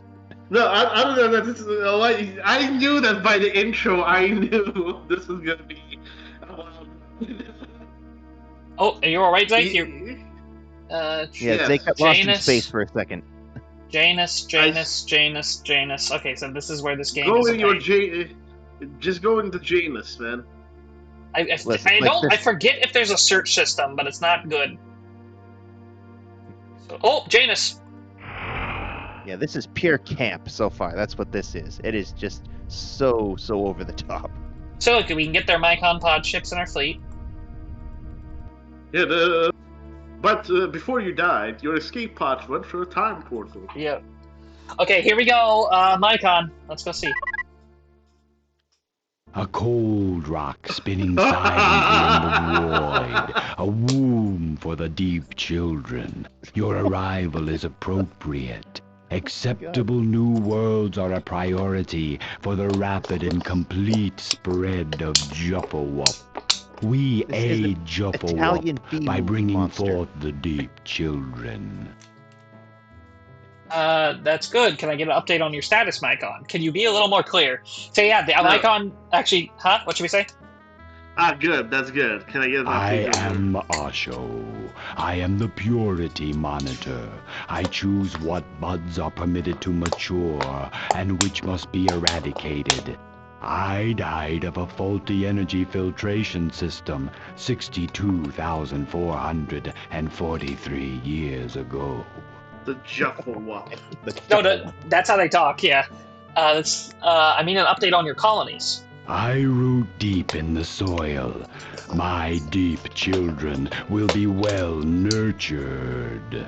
More pod ships will grow. The cycle continues. So progresses Juffawup. So there's slightly more coherent in that it seems like if they want to talk to you, they get like slightly more coherent. Like kind of like how when we told them about a world to like trick them in the last game, they kind of like understood us better. It seemed. Yeah. So, but the interesting thing about them too is it was said they deliberately joined the Urquan. So it seems like they kind of like they have enough self-awareness to kind of like make decisions, like joining us apparently. But like they're very weird because we know they're artificial. It's like me pretending to forget how to speak English when approached by panhandlers. Yeah. Glad to hear it. I'll take that for positive evidence. You guys are still not very easy to understand. We look to Juffawup for direction. Great, fine. I have some questions. We are the Mycon. We respond. I've come from some of your Mycon pod chips. When we encounter the Non, we must absorb the Non or reject the Non so that it is no longer Non. The pod ship joins with you. Survival is a priority. Oh. Expansion is a priority. Processing is a priority. What was that last bit? Do you remember that was a thing in the last game where they would randomly speak with the voice of their creators or something? Reject the Non. Join with the pod ships. Right. Tell me about your pod ships. The pod ships thrum with the plasma containment field, whose offspring seek to transform the Non to void. The fields grow tighter, and tighter the bass rumble of the generators rising, gradually to a high burning scream. Sudden silence and a flash of light announce, release. The hot pulsing subsides slowly. That's supposed to be useful? We are the Mycon. We respond. So yeah, the writing does seem in line with two, at least. The Juffawup. Tell me about the Mycon race. Mycon are keepers of the deep children. Mycon spread Juffawup. Juffawup acknowledges the existence of unvoidable Non. When we are faced with such, we join, absorb, and wait for our opportunity to learn the weakness that will allow us to void the Non. You realize what he just admitted there, right? No, but he basically just said, if we can't destroy something, if there's like someone we're too powerful for us, we just join them until we figured out if there's a way to destroy them. If you can't beat them, join them. Basically, yeah. Right. They basically implying that that's what they did to the Urquan, and now that we're the top dog, they're joined with us because of that. Because they know they can't beat us. Hey, that's a survivalist strategy. Tell me about your origins. Our bodies seethe with the passion of our genes. 1,000 of your species do not possess the richness in one of my cells. I fill with my parents' parents. Yeah, a lot of these are just stolen lines from the first game. Parents. I am they. They are us. Then and now. Hi, Project Redfoot. Hey, welcome back. Tell us about the Deep Children. Welcome back. Welcome The Deep back. Children are part of Juffawup, home builders, the dwellers in the Mohorovichik. I have chosen my offspring's memories carefully from my set of remembrances. The sweet and warm times of my existence and those of my parents' parents' parents. The bits of a million lifetimes coalesced into a birth gift of complete awareness. Yeah, the voice The isn't deep too bad. children fall from the void, gathering speed for the penetration. The tough casing warms as it passes through the atmosphere. Glowing white as it hits the surface, solid rock flows like liquid, and the child slips into the warm, safe depths beneath the crust. Alrighty. You still there, Zyke? Yes, I'm here. Okay. I'm just forwarding something. Tell us about this Juffawup. When Juffawup is complete, when at last there is no void or none, when the creators return, then we can finally rest. That's a new line. Creators? What creators? We look to Juffawup for direction, and it provides the pattern, endless expansion with purity of achievement and intolerance of error. Look. Think. Act. Look. Learn. Remember. Teach. Look. Think. So we got another voice of their creators. Oh, you spazzed out there for a minute. We look to Juffawup for direction. We are the Maika. Right. But hey, now we can ask, what do you know about the precursors? We look to Juffawup And for direction. it's the same and it line if we asked about their creators. Sounds like we need to find Juppawup. But did he get that, Zake? Yes, I did. The fact that it played the same line if we asked about the precursors as when we asked about their creators. Yep. So Yeah, precursors are the creators. that was something that like the devs confirmed was the intent of 2 as well. So that's something like 3 got right at least. I have a different question. We're gonna We are learn more the about the Maika. precursors, I assume. Yeah, well, no, this game goes deep into the precursors. But like I the feel new like sequel is gonna 2. It's the only thing we've really been asking about is the precursors. The precursors. And I hope. No, it would. this game, yeah. Keep up the good work, Mycon. Bye. We cease to speak. So like, what was that? Is that the distress call? Let's check again. The non steal Oh. resources from the womb of the deep children. The non must become void. Who is stealing what? What's going on? Anytime you guys want to make sense, feel free. So this is interesting. So how can anyone be stealing from them if there's no hyperspace? That's not a plot hole. That's a deliberate thing. Who's stealing what? Juffawup is sounds like a all, peanut butter brand. but they are not part of Juffawup. They must be removed. Must be a translator problem. Got a Nikon human dictionary? Whatever the case is. Okay, I'm on the case. Whatever the case is. We are the Mike. So they claim someone like attacked them, but they're the Nikon, so they're not being very clear. The That's deep what they look like. children, Piranha plants from Super Mario. spears of Yeah. light in the darkness. Their discarded husks speak of joy to come. Alrighty. Okay. You're so planets. I just want to keep meeting the aliens right now. Oh yeah, Yeah, I no, just no, wanna keep seeing that's all. puppets. Remember, that's all there really is to do in this. Fine by me. Yeah. Let's see. I'm gonna wait a bit. Wait for fuel to refill. Is there a time limit for this game as well? No overall time limit. But there's a lot of things that just kind of trigger over time. But there's no overall time limit. That's the good thing about this. Ooh, they built a starbase, so now they can make more ships. Star control to Major Tom now. Yeah. Star control to Major Tom. No. Mycon crazy. Where should we go now? Juffawup. Should we explore, or should we ask, like, we can ask ICOM and he'll direct us to one of the things. Where's ICOM? Oh, there's an anomaly. Okay, let's go. Oh, I think wherever we see the Dak-Tak-Lak-Tak things, there's an enemy. There's, like, actually a relic on the planet or something. Space Oddity. I can't understand you. Dak-Tak-Lak-Tak, 5. Are you just an automated drone? Inversion, 982 torque, Dak-Tak-Lak-Tak. Let's just try the main ship.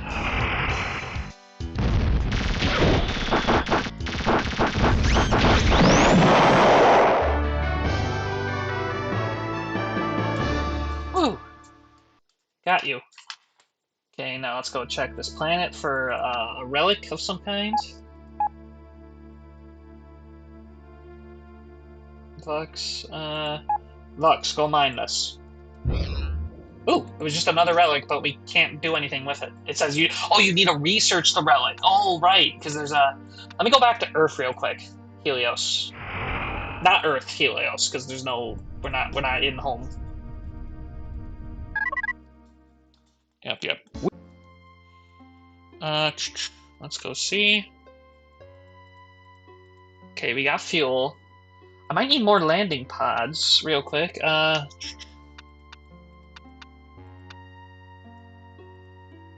Okay, you can't even research for us, so let's go, back to Earth. Hi, Cap. How can we help? We can ask Earth about the precursors now.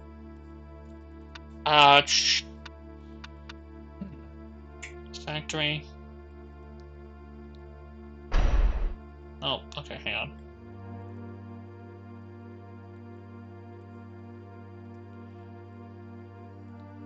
Yeah, let's...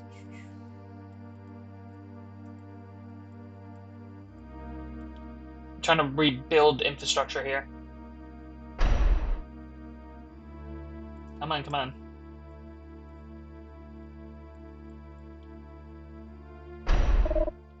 Oh, we just got a message. We've received another distress call from Mycon. Okay, then. Okay, I'll check in a minute. Transmission, your circuit's dead. There's something wrong. Okay, now we can make landing pods. That's good. Can you hear me, Major Tom? Yeah. Okay, now I actually understand how the colony system works in this, at least. We haven't found any evidence of the Supox, Tremor, Pekunk, Cyrene, Urquan, Utwig, or Ors yet.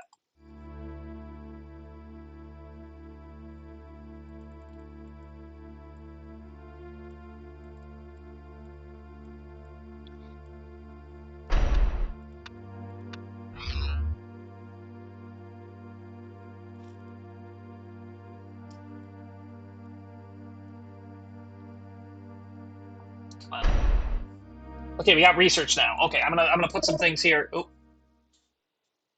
Okay, the Mycon keeps sending distress.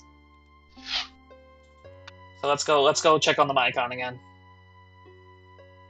After we go the Spathy for fuel, I think.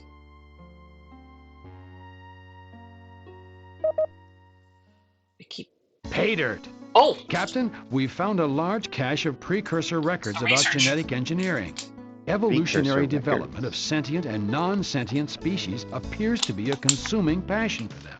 We'll continue to update you as we translate them. Okay, the precursors did, like, research on, like, evolution. We're on it. Alright. You still there, Zeke? Yes, I'm here. I've been here. Okay, we got it. Okay, I was just, come on, I'm just doing a few, like, you know, minor, like, preparation things, and then we're gonna go right to the, you know, the Mycon. To the Janus, okay, we'll check on the Mycon, then we'll go to one of the new systems. Mycon colony. No. The non-steel resources from the womb of the deep children. The non must become void. The non who raid are the Vox. Oh god. The Vox? Oh, no. But that's impossible. The yeah, Vox. It can't be. The hyperspace travel doesn't work. The Vox are as stranded as you. Vox are non. Vox raid the deep children. Huh. Okay, I'll look into it. The non-steel resource. It's impossible. You should have said this game occurs insomnia. Okay, first I'll grab some colonists from this planet, because I think I'll actually need some Mycon, because they're actually adaptable to, like, normally uninhabitable planets. So I actually think I will take some Mycon. Okay, let's go confront the Vux, then we'll go look for a new alien. Hey Vux, what the heck is going on? Like, how... They probably doxed the Jeep. Captain, we want better worlds than these and better resources. Okay, we'll give you more. Get over that. That's all you get, like it or lump it. We all have to pull together. The Vux are very understanding, and we ask you to be understanding a little longer. You selfish jerk, shut up and listen. What should we say? Okay, we'll give you more. Okay. That's better. Okay, the Mycon report that you've been raiding them. Lies! Fallacious lies dreamed up by some barely sentient fungus. They say they saw you. It is a vicious lie! There is no proof of this! How could we travel to their world without hyperspace? That would do for now, because we have no proof, because it's the Mycon, and the Mycon are weird. I'll keep an eye on you. Don't remind me of your dual eye. Never mind. Did you have other questions? Yes. Please. Okay, goodbye. Later. Okay, Customer service voice. Icon, what do you have to say? ICOM on. Things are getting complicated. Help, I'm confused. This is fun, right? Please repeat your last one. I'm confused. This is fun, right? A signal received from an emitter on Astarte 1 confirms the presence of a Cyrene colony. Okay, the Cyrene. ICOM. Oh god. Oh yeah, the Cyrene. You're gonna be shocked. Oh boy. Strap in. Oh boy. Astarte 1. Let's see. Just gotta spend like 1 million hours looking for this.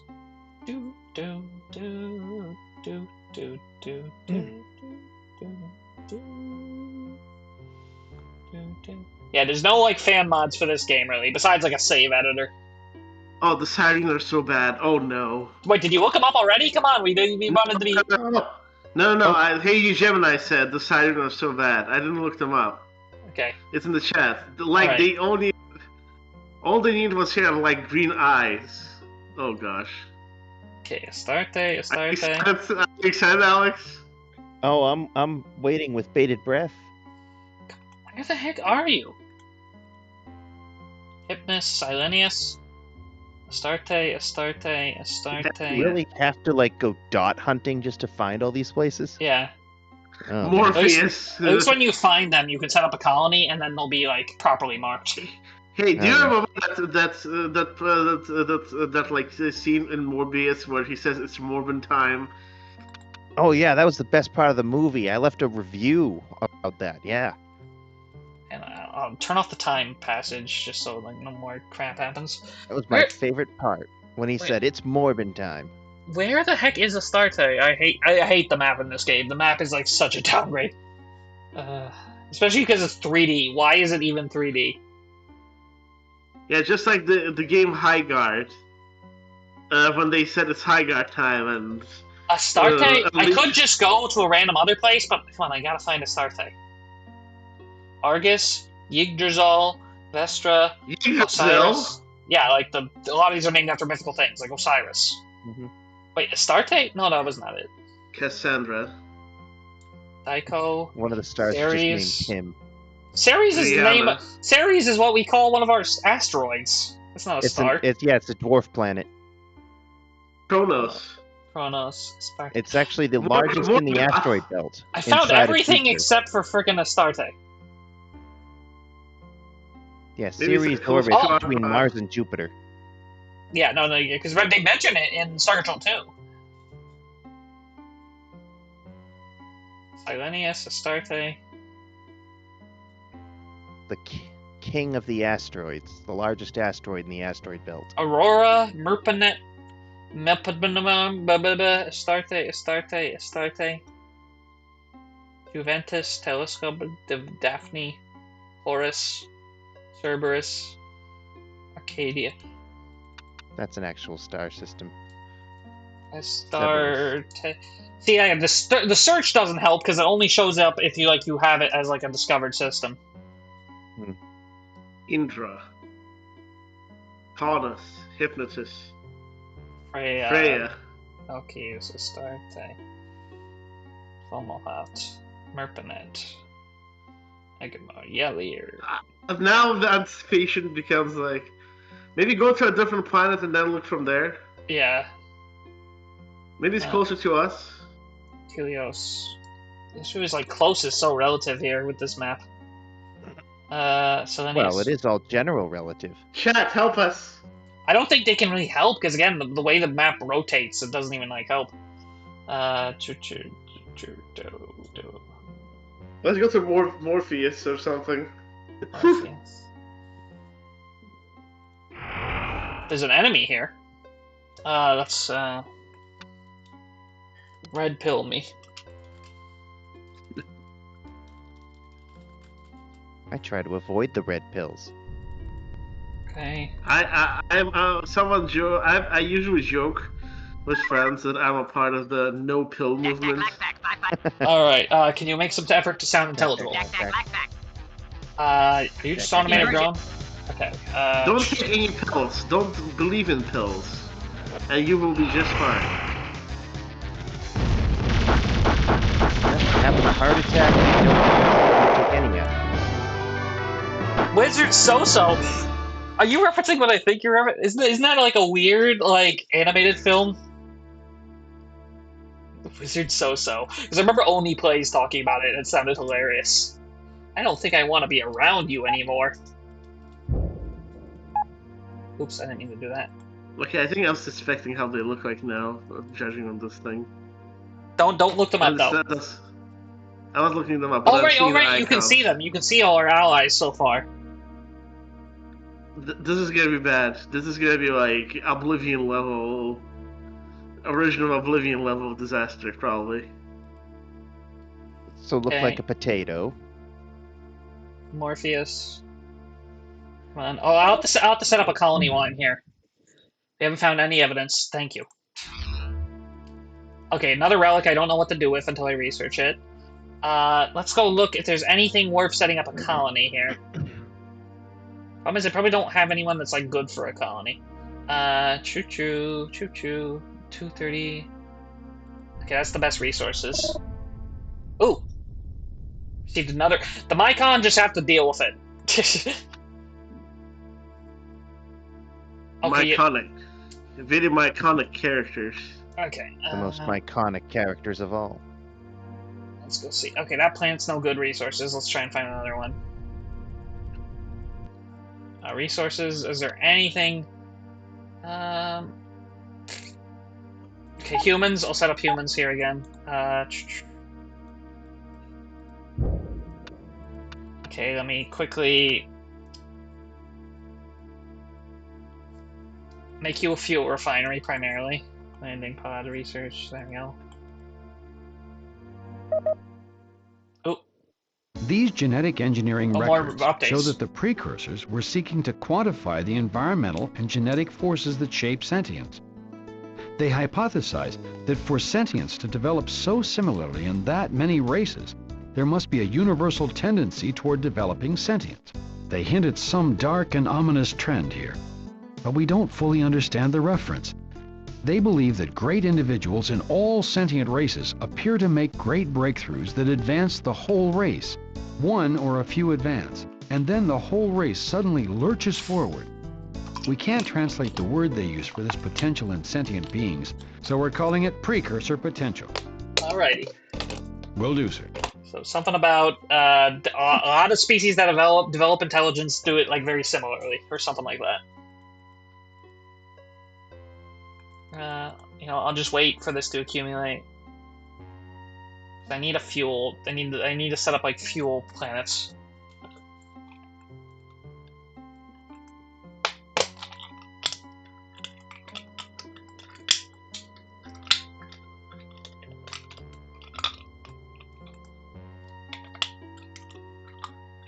I'm increasingly convinced that all the Starfield devs extensively played this before making the game. Star Not this Control. specifically, but Star Control in general. No, they did. Todd Howard mentioned Star Control. Oh, okay, he had to have. Come on. Like it may have been part of the development teams. That's like, this is your homework. Go play Star Control. Yeah. Please fuel refinery. Please fuel refinery. Please fuel. Another update. We have no find infinites. Why do you keep telling me when there's no updates? No news is not good news in this case. Okay. You're set up for fuel That's the now. slop. Okay, Astarte we were looking for, right? Let me ask ICOM again and see if he Yeah. says the same thing or if he tells us someone else. ICOM. Uh. A signal received from an emitter on Astarte 1 confirms the Okay. ICOM. Let's keep looking.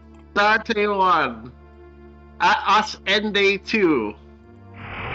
Us Beginning 3. Did you Hi, find Captain. Astarte? How can we... Tell me about the precursors. We don't know what is legend and what is truth. But the information points to a great and powerful race that developed miraculous technology, uncovered amazing secrets of time and space, Swimmer. and then disappeared. They left behind few clues about who they were, but lots of technology. We suspect that they were huge, hulking creatures. And like us, they were concerned with the stability of the fabric of space. Hopefully, we'll find full records on them and save the galaxy before we meet their fate. Alright. Talk to you. Okay, I need to watch the movie Interstellar, by the way. I wanted to, but I never went to the theaters. You've never seen it? I need to see it, yeah. I Oh almost... man, I love we- that. Okay, keep looking for... Okay. Astarte. Brona. Yeah, this is when the game is not good. Kaua. Selenius, Nakar, Alcus, Fomalhaut, Nanus, Morpheus. That's where I set up that. That's an actual star. Anytime you mention an actual star, I'm like, oh, I know where that is. Another distressor. I would help you, Mycon, but we have no... Okay, I'll go to the Mycon real quick. Mycon, what's going on? The raiders return. More harm. We need Check with the evidence. Vox again. They must cease existence. Your dedication is appropriate. If you could encase yourself in the glowing earth without melting, you would know Jufflewop. Alright. We Okay, nothing. We cease to speak. I wonder if maybe, like, if we come back enough, we'll eventually, like, catch him. The Jufflewop. The precursors Oh, were more apparently research. frustrated in their quest to reach their full precursor potential because of galactic devastation wrought by a mysterious and even more ancient race. A race so dangerous that they must never actually learn its full name. They refer to this race as the Eternal Ones. We can't tell if this devastation happened in their past, or if they're anticipating it in their future, or some sort of ongoing devastation. It's very hard to translate this. We suspect that the precursors have a different relation to time than we do. Okay, keep on. So, Whatever you say, sir. we got an idea of, like, a threat of some kind. The Eternal Ones. That might have had something to do with the precursors disappearing. Let's see.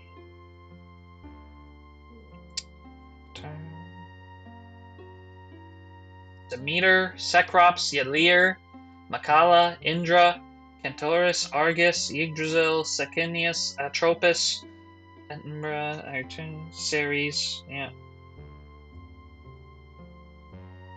Estia, Laris, Ashtar, Selene, Brona, Clotha, Helios, Goshen, Selenicia, Rendale, Cerberus, Astera, Arcadia, Shaolu, Acellus, Benton. This sucks. Yeah, this,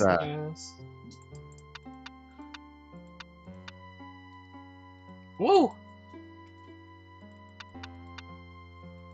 Let me, like, hide the things. Oh! Look! if you get rid of all these, it actually shows all their names. Oh. Wow. That's how the search system works. That was a lot of suffering to find that. Yep. Hello, Cyrene. Let's get their penetrator ships. They're very... I love that they're literally just called penetrators.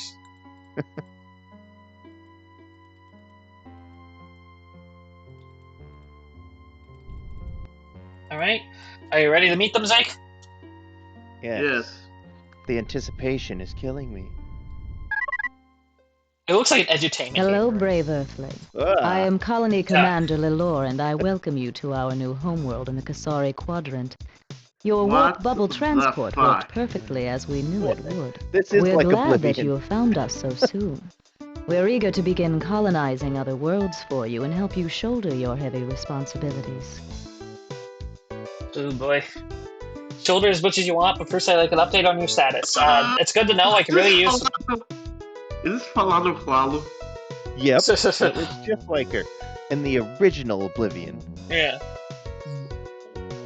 Look at how they massacred my girl. Yeah. The blue potato heads. The years weren't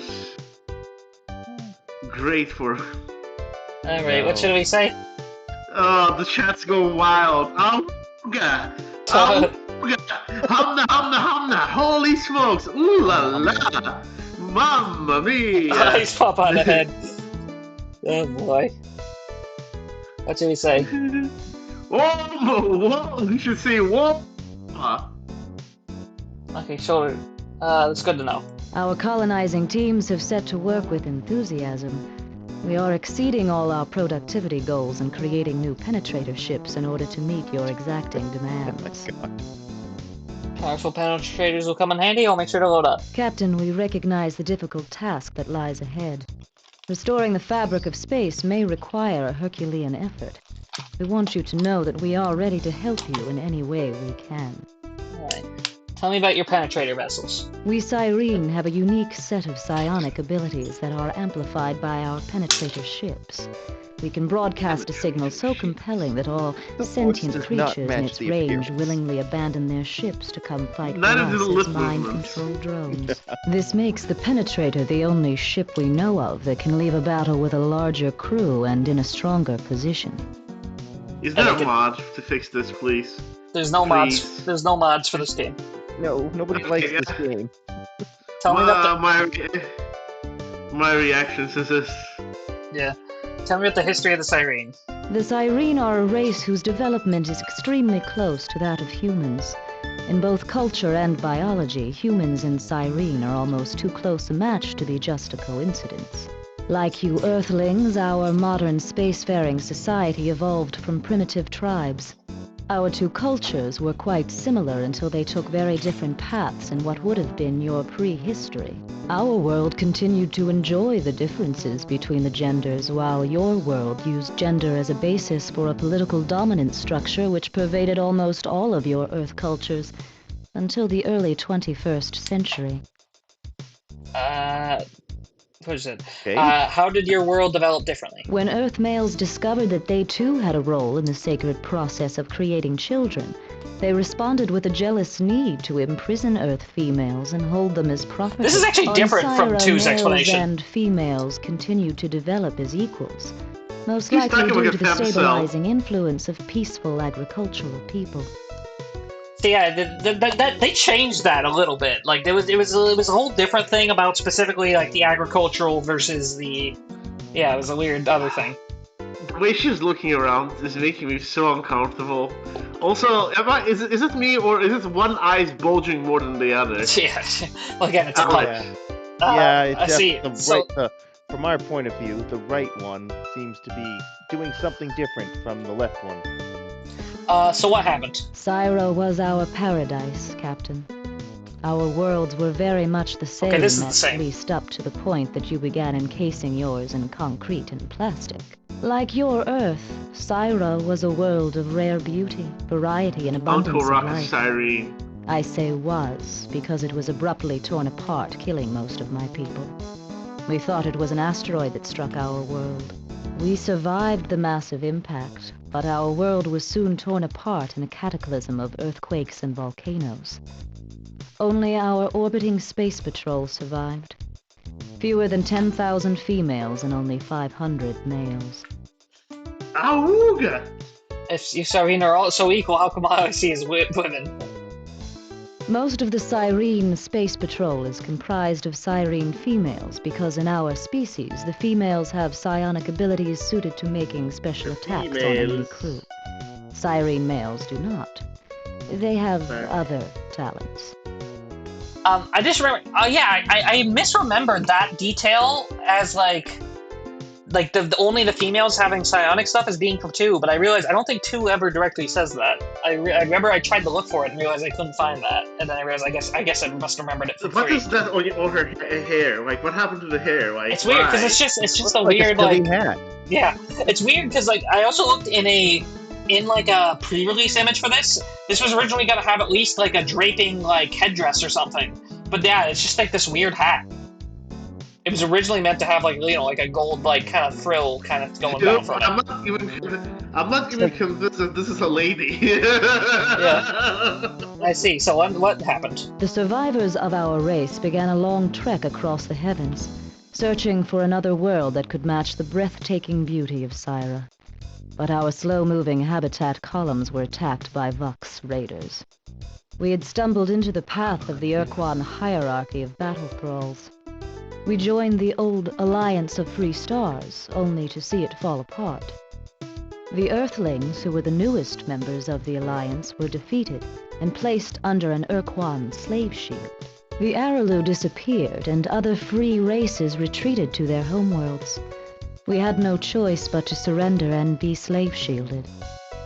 Where did you get a planet to be slave-shielded on? I already know this. Our enemies were our salvation. The Urquan searched their extensive star charts and found a perfect planet for us. Though many benighted souls confuse the Kazerza Urquan with the genocidal Urquan Kora, the Green Urquan were not out to kill everyone. They just wanted to make sure that no race could pose a threat against them. We settled our new planet and began rebuilding our shattered population. Though we hated our loss of freedom, we loved our beautiful planet Gaia. But then you came along. You tried to get us to rebel against the Urquan. We were afraid to do so until you proved that Syra was not destroyed by a freak accident, but by the Mycon. We were furious and sought revenge against the Mycon and their Urquan masters. We joined with you in the new alliance and helped you defeat the hated hierarchy. We were very grateful to you and enjoyed watching your budding romance with Cyrene Starbase Commander Talana. What happened? Though we were eager to get back to our paradise on Gaia, we knew that only a strong alliance would fend off future dictators seeking to control the stars. So when hyperspace travel collapsed, we were among the first to volunteer to join your mission. And here we are. Alright. Tell me about the precursors. We have heard many legends about the precursors, but we do not know how to filter the lore from the lies. If a race as great as the precursors still exists in known space, they do an incredible job of hiding the psychic residue of their vast intellects. What do you know about the Eternal? Oh, now we learned about those Eternal ones. We can ask like, if they have like any concept of that. What do you say, Zeke? She sounds familiar. Her voice actor sounds familiar. Hold on. No, Zeke, don't look it up right now. Also, Zeke, I can't hear you. I said, why not look it up, the Cyrene voice actress? Alright, but don't do it right now. I don't think she's anyone. Okay. I think I looked into this, and I don't think she's anyone. What do you know about the Eternal Ones? We have no direct knowledge of the Eternal Ones, but we occasionally catch psychic glimpses of a deep evil underlying the entire cosmos, and occasionally rising up to decapitate all beings. Very good. Until next time, Captain. Decapitation, just casual decapitation. Okay, now we can ask our allies about the Eternal One thing, I guess. But should we go and find a new ally, or should we go ask all our existing allies real quick? Let's go find a new ally. Okay, let's go see I want who. more allies. Yeah. Should we go just ask the computer? Sure. Icon. Yeah. Pointer. A signal received from an emitter on Arcadia 6 confirms the presence of a Pakunk colony. Alright. Icon. Kunk. Pakunk. I'm gonna try and She look did with my kind of eyes. sound like Azura. Well, that would be Linda Carter, though. So, kind of sounded like that. Arcadia. There we go. Let's go to Arcadia. I think everyone knows that. Azura is played by Linda Carter Yeah. in Skyrim. Let's see. And DSO.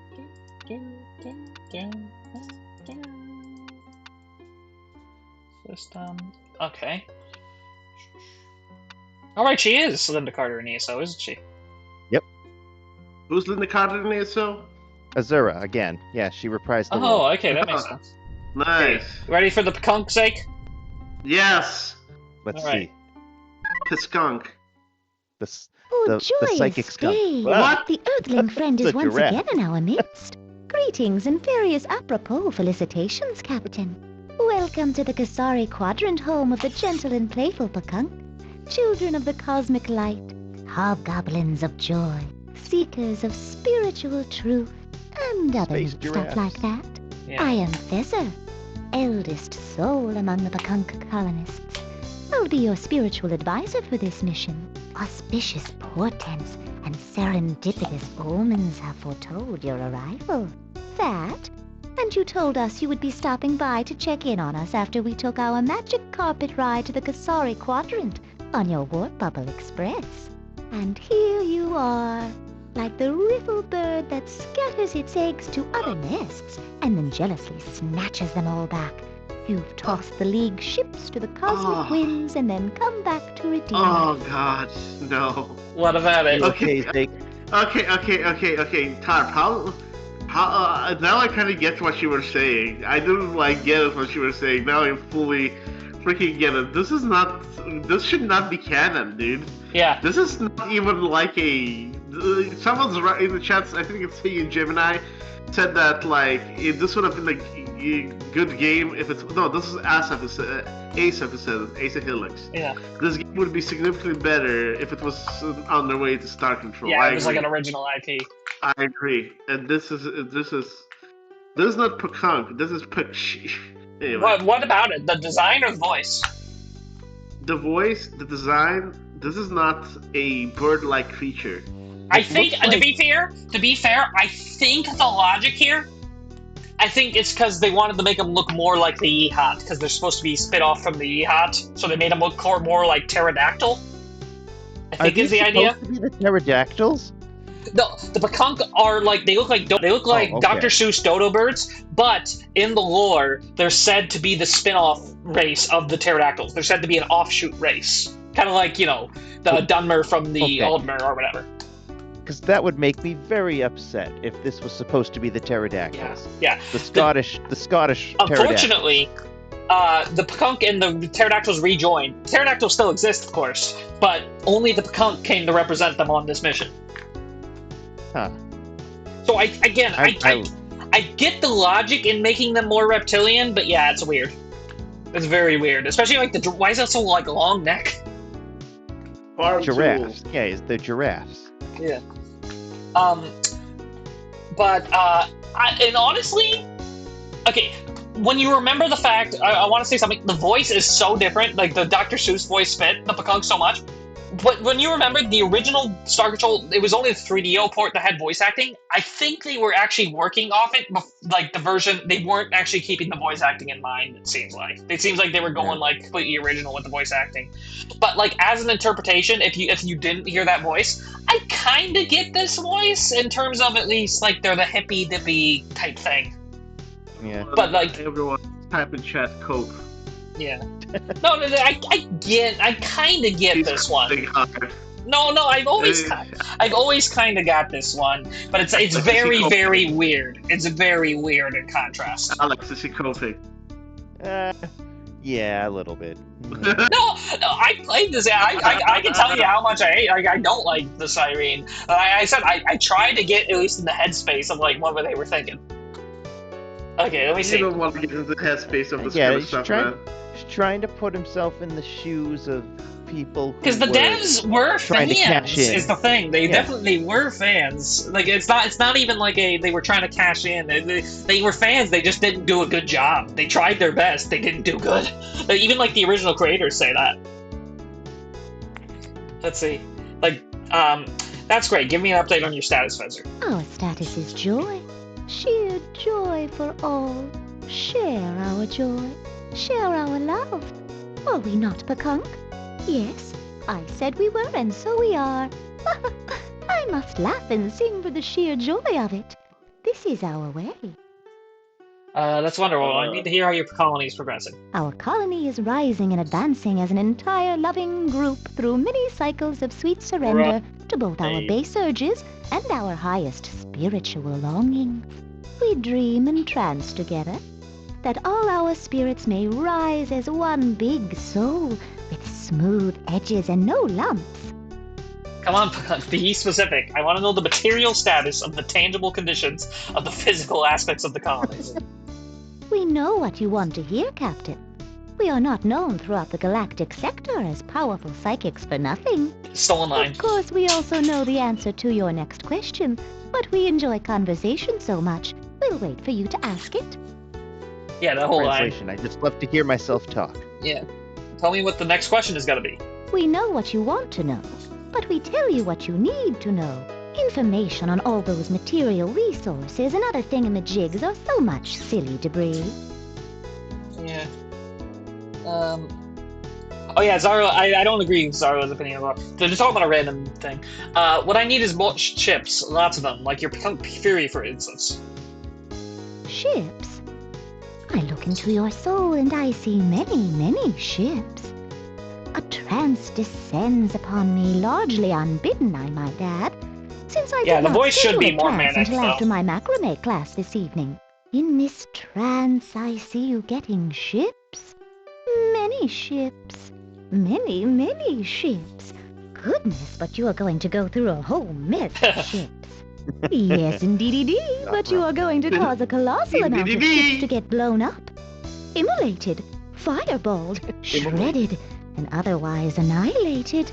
Yes, sirree. Lots of smashed hulks of twisted scrap metal languidly rotating through the chilly, inky depths of space in an obscene tap dance of desolation.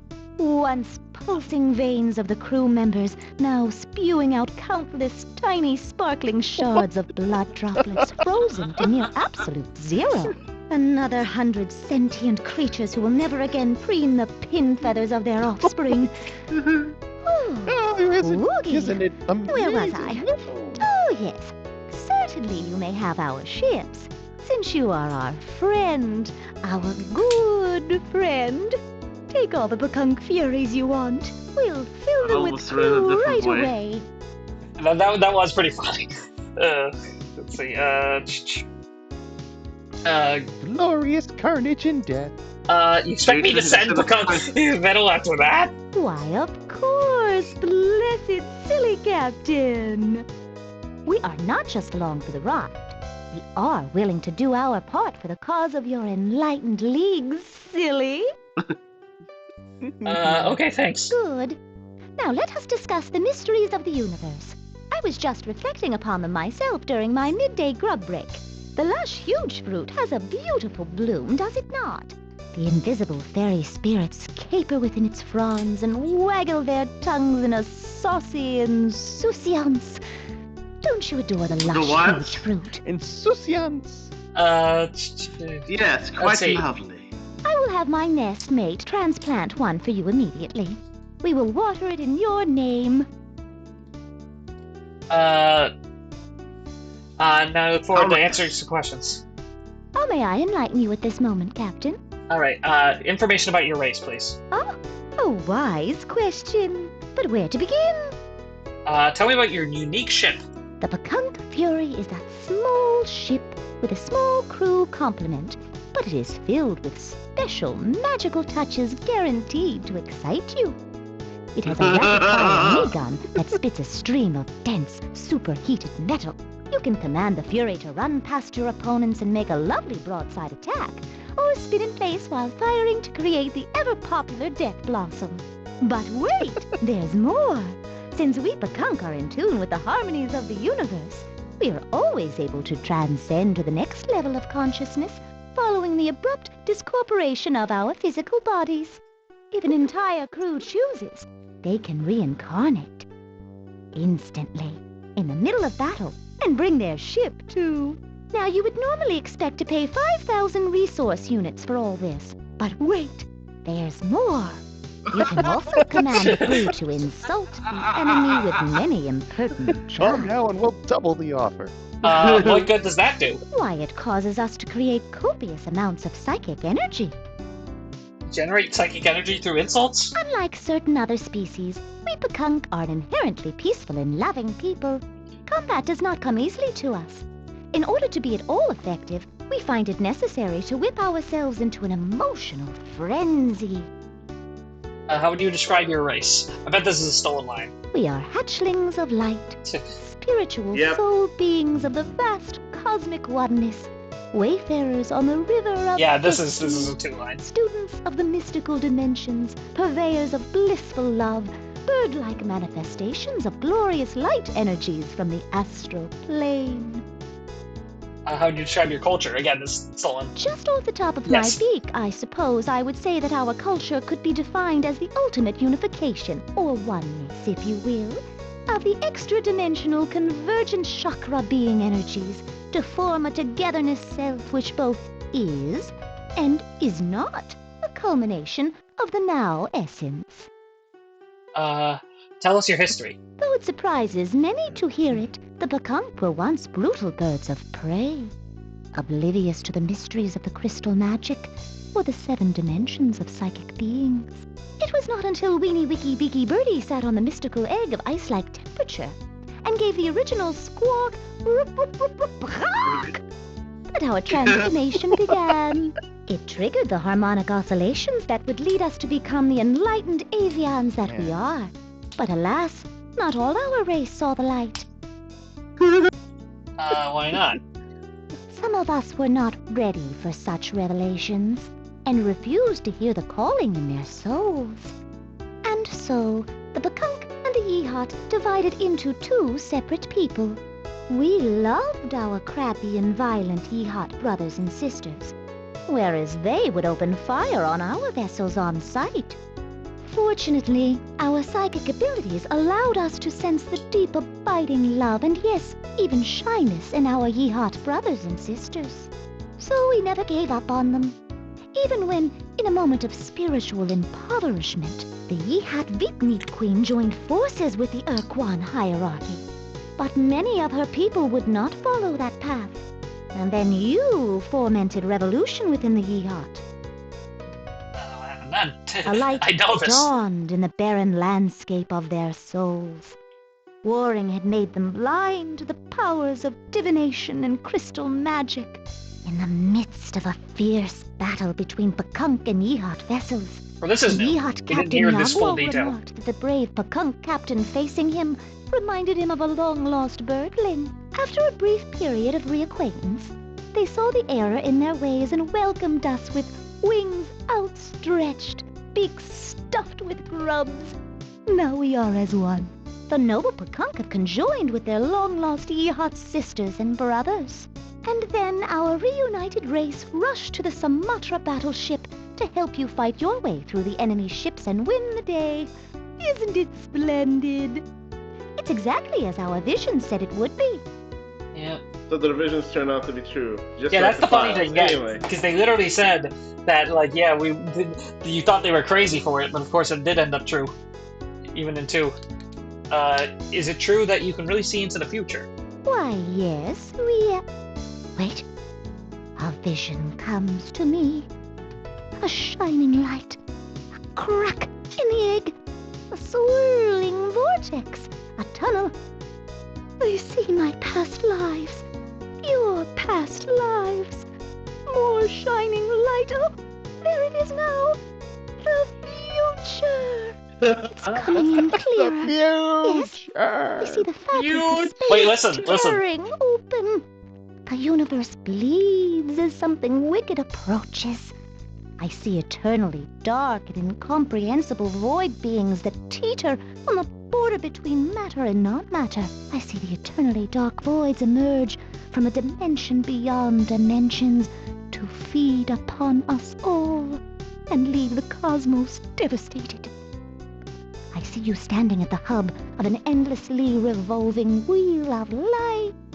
Each light is a star. I see you shake your infinitesimally tiny fist at the eternally dark voids. I see you employ many gadgets of ancient origin to forestall or avert the unholy feast. And then, excuse me, the vision occludes, and then, can you see what happens then? Yeah, and then I stopped them from feeding and the galaxy lives happily ever after. What would I say? What do you think, Alex? I'm not sure. Let's see here. Go with the second one. And then the eternally dark voids suck up the psychic energy and leave satiated, remarking to one another about the particularly savory and piquant bouquet of the local sentience. Uh-oh. Are you sure? Better check the vision again. Oh, that's like a possible future, right? Try it again. Try the vision again. No. Second time's the the vision is correct. Spot on accurate. Also, you will give a race of machines that extra special feeling, if you know what I mean. And your lucky number is 23. No, I don't know what you mean. Excuse me? Okay. Huh. Alrighty then. Okay, meet more races, dude. Okay, I want to hear I was real quick. thinking of you, and lo, you appear. Oh, but I see you are not the least surprised by this, and why should you be? Amazing psychic occurrences are the daily bread and mashworm jelly for us Bekunk. I am filled with love at the sight of you. Perhaps we can converse together, or just coexist for a few special moments. Alright. I vote for coexisting. Oh, may I enlighten you with this? Sounds great. Okay, now we can ask what do you know about the precursors and the eternal ones? Precursors. Although some believe that we Bekunk are the precursors, we always shake our heads in that delightful way that makes our necks feel such a nice stretch and say, if we were the precursors, wouldn't we know about it? Yeah, insane aquarium music. Oh, perhaps the precursors were our spiritual forebears. We still feel the ripple of their greatness on the celestial winds. The precursors became sufficiently enlightened to know that all their great creations did not bring them salvation, and progressed to another configuration of being.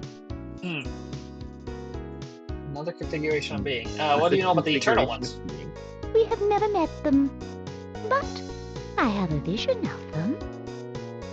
I see these eternally dark voids emerge from a dimension beyond dimensions. Okay, so our threat really is the eternal ones. And leave the cosmos devastated. I see you standing at the hub of an it's the endlessly same revolving wheel. I see you Yeah, it's the same line. Yeah. You still there, Zeke? Yes. So the eternal ones are, we don't want to mess with them, huh? Yeah. Let's go. I'm gonna go confront the Vox again real quick. Well, I mean, And with then the what name, about like the eternal ones. Where are the ores? Yeah, we gotta figure out where the ores are. With a name like the eternal ones, I mean, That's all. maybe we should have known.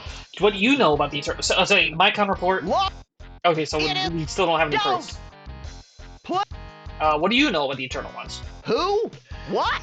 Please. Oh, okay, that's all they have to say. Who? What? Later. The eternal ones. Weird. Only Did the we Spathy meet say. two or no? What?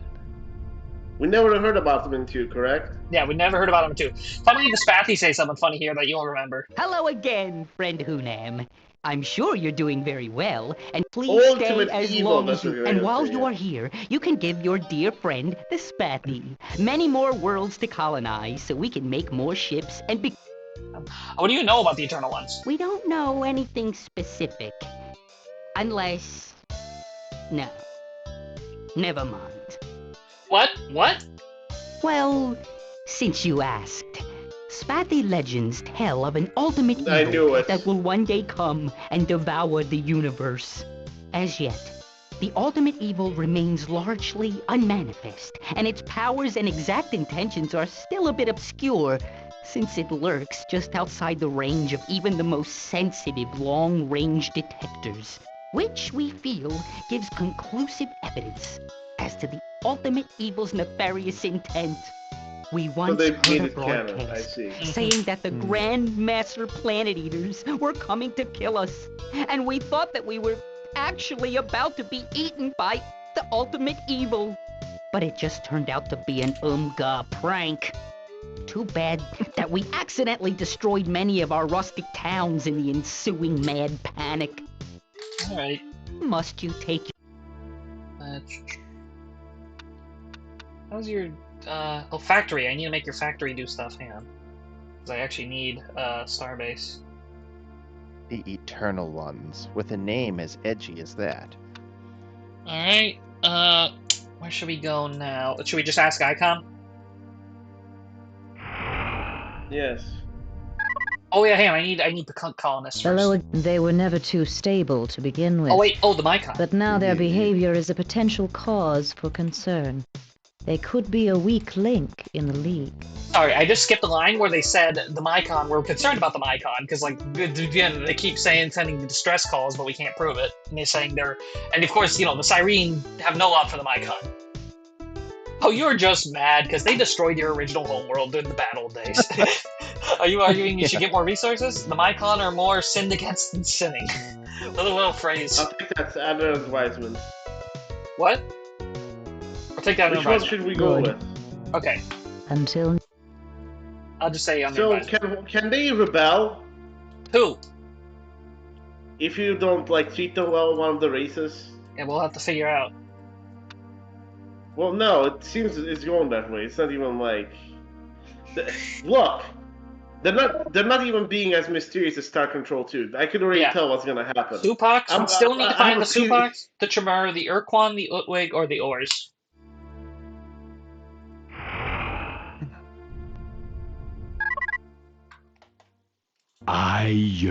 We are...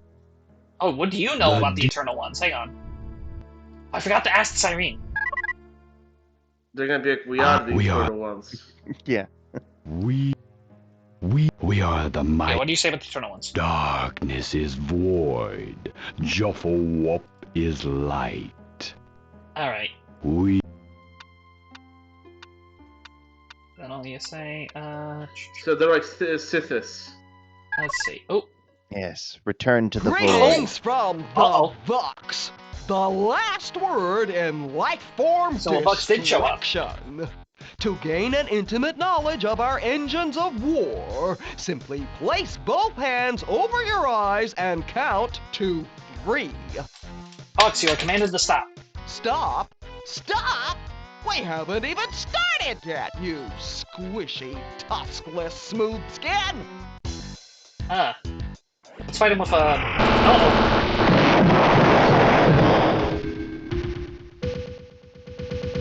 Was it our ship or was it Vox? That was the Vox up here. Oh, shooting Vox. Okay, I beat that Vox. I think the... So are Vox enemies now? No, well, we don't know. Like, it's just they've been attacked. We're gonna go confront the Vox about this.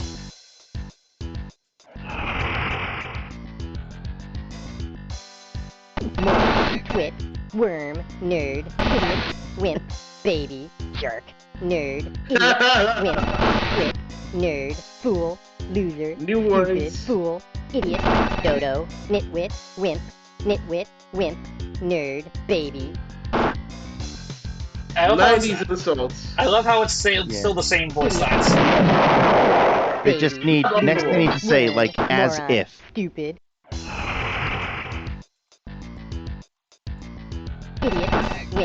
Idiot, wimp, stupid, twit, nerd, twit, baby, wimp, worm, stupid, twit, worm, wimp, idiot, moron, loser, idiot, nerd, wimp. I got 3 limpets People on me. joining now.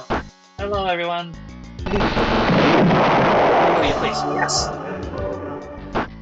Hallelujah. Fool, Believe. stupid, Yeah. wimp, baby, worm, baby. Like for the nerd, hallelujah. The more you like, the more you worm, react. baby, fool, twit, worm, stupid, idiot. Alright, so we have Vux that actually attacked us, but again, we have no idea how they're even getting here.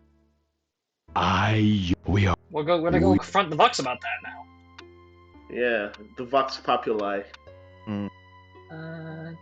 Alright, guys, it's late. I need to go. The Oh, people oh, but were hey, so listen. threatened by these eternal ones that they had to go away or go back or go under. We can't fully translate this gone word. It appears to refer to a technology we're not aware of, and maybe our minds can't yet conceive of it. Possibly go back in time. We're also having trouble with the tense of the verb. One way to read it is that they not only went away once, but that they will have to go away again, or are continuously going away. They have definitely gone away more than once, and seem resigned to going away sometime in the future. But they are continually in a state of being gone away, except when they're not. We apologize for the vagueness, but this is such a strange set of concepts that it has sidelined 3 of our best xenolinguists on temporary mental health leave. Yes, sir. Should we wrap up, Zeke, you think, or should we keep going? I'm still awake. I'm awake as well, but Alex, do you want to see more of this, or how do you want? I mean, is he that committed to seeing I mean, I'd love to see more of it, but no, you don't have. You don't have to be here for everything. You think? No, you don't have to base your whole stream and course of action around me. I mean, the thing is, if someone is a co-host for the long haul, how do you feel about this game? Would you? Is this game the one that you want to be what's it called? Know everything and be for everything here, or how do you feel about it? I don't feel like I need to know everything. I just, I the think he's fine. Visuals to me are just hilarious, and so are the puppets. I think we're fine with that. I'm like, all right, yeah. Tomorrow morning, by the way. Oh, okay. I'll be there. So ready? Let's confront the Vux. Better on a Friday. All right, guys. Have a nice night. You too. Bye bye. Vux, what did you do?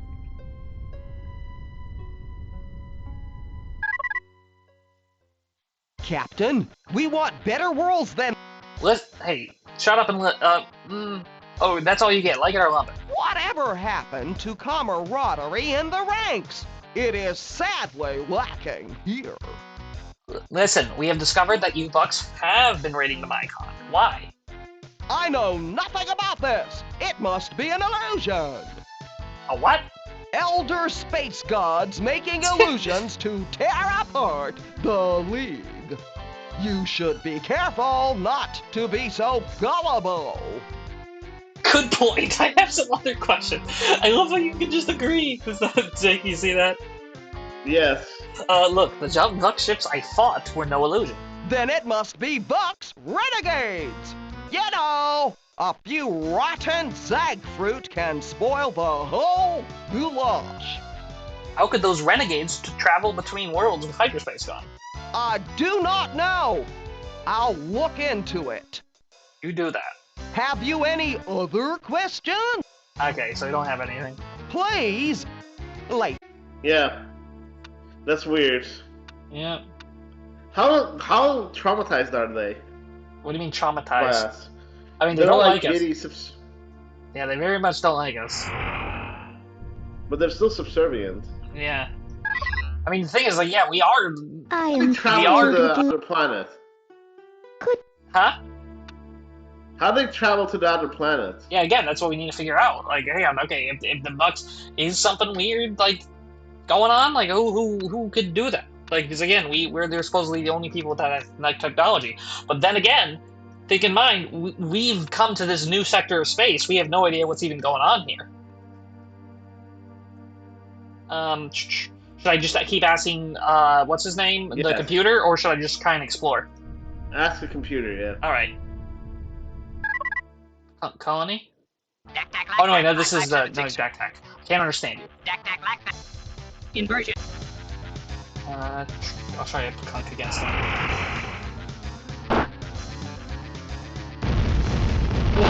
Wimp. baby, nerd, idiot, nitwit, dodo, loser, baby, worm, loser, fool, jerk, nerd, nitwit. Please? We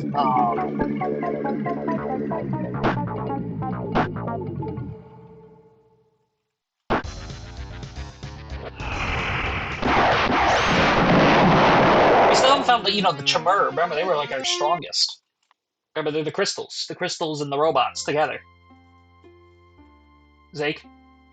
Yes. They're the guys who enabled us to win the war. Yeah, I know. Hopefully we can find them soon. Yeah. But again, apparently some Urquan have joined our side, and we need to find... Yeah, that's interesting. Oh. Let's see. So just ask Icon? Okay. Oh, hang on.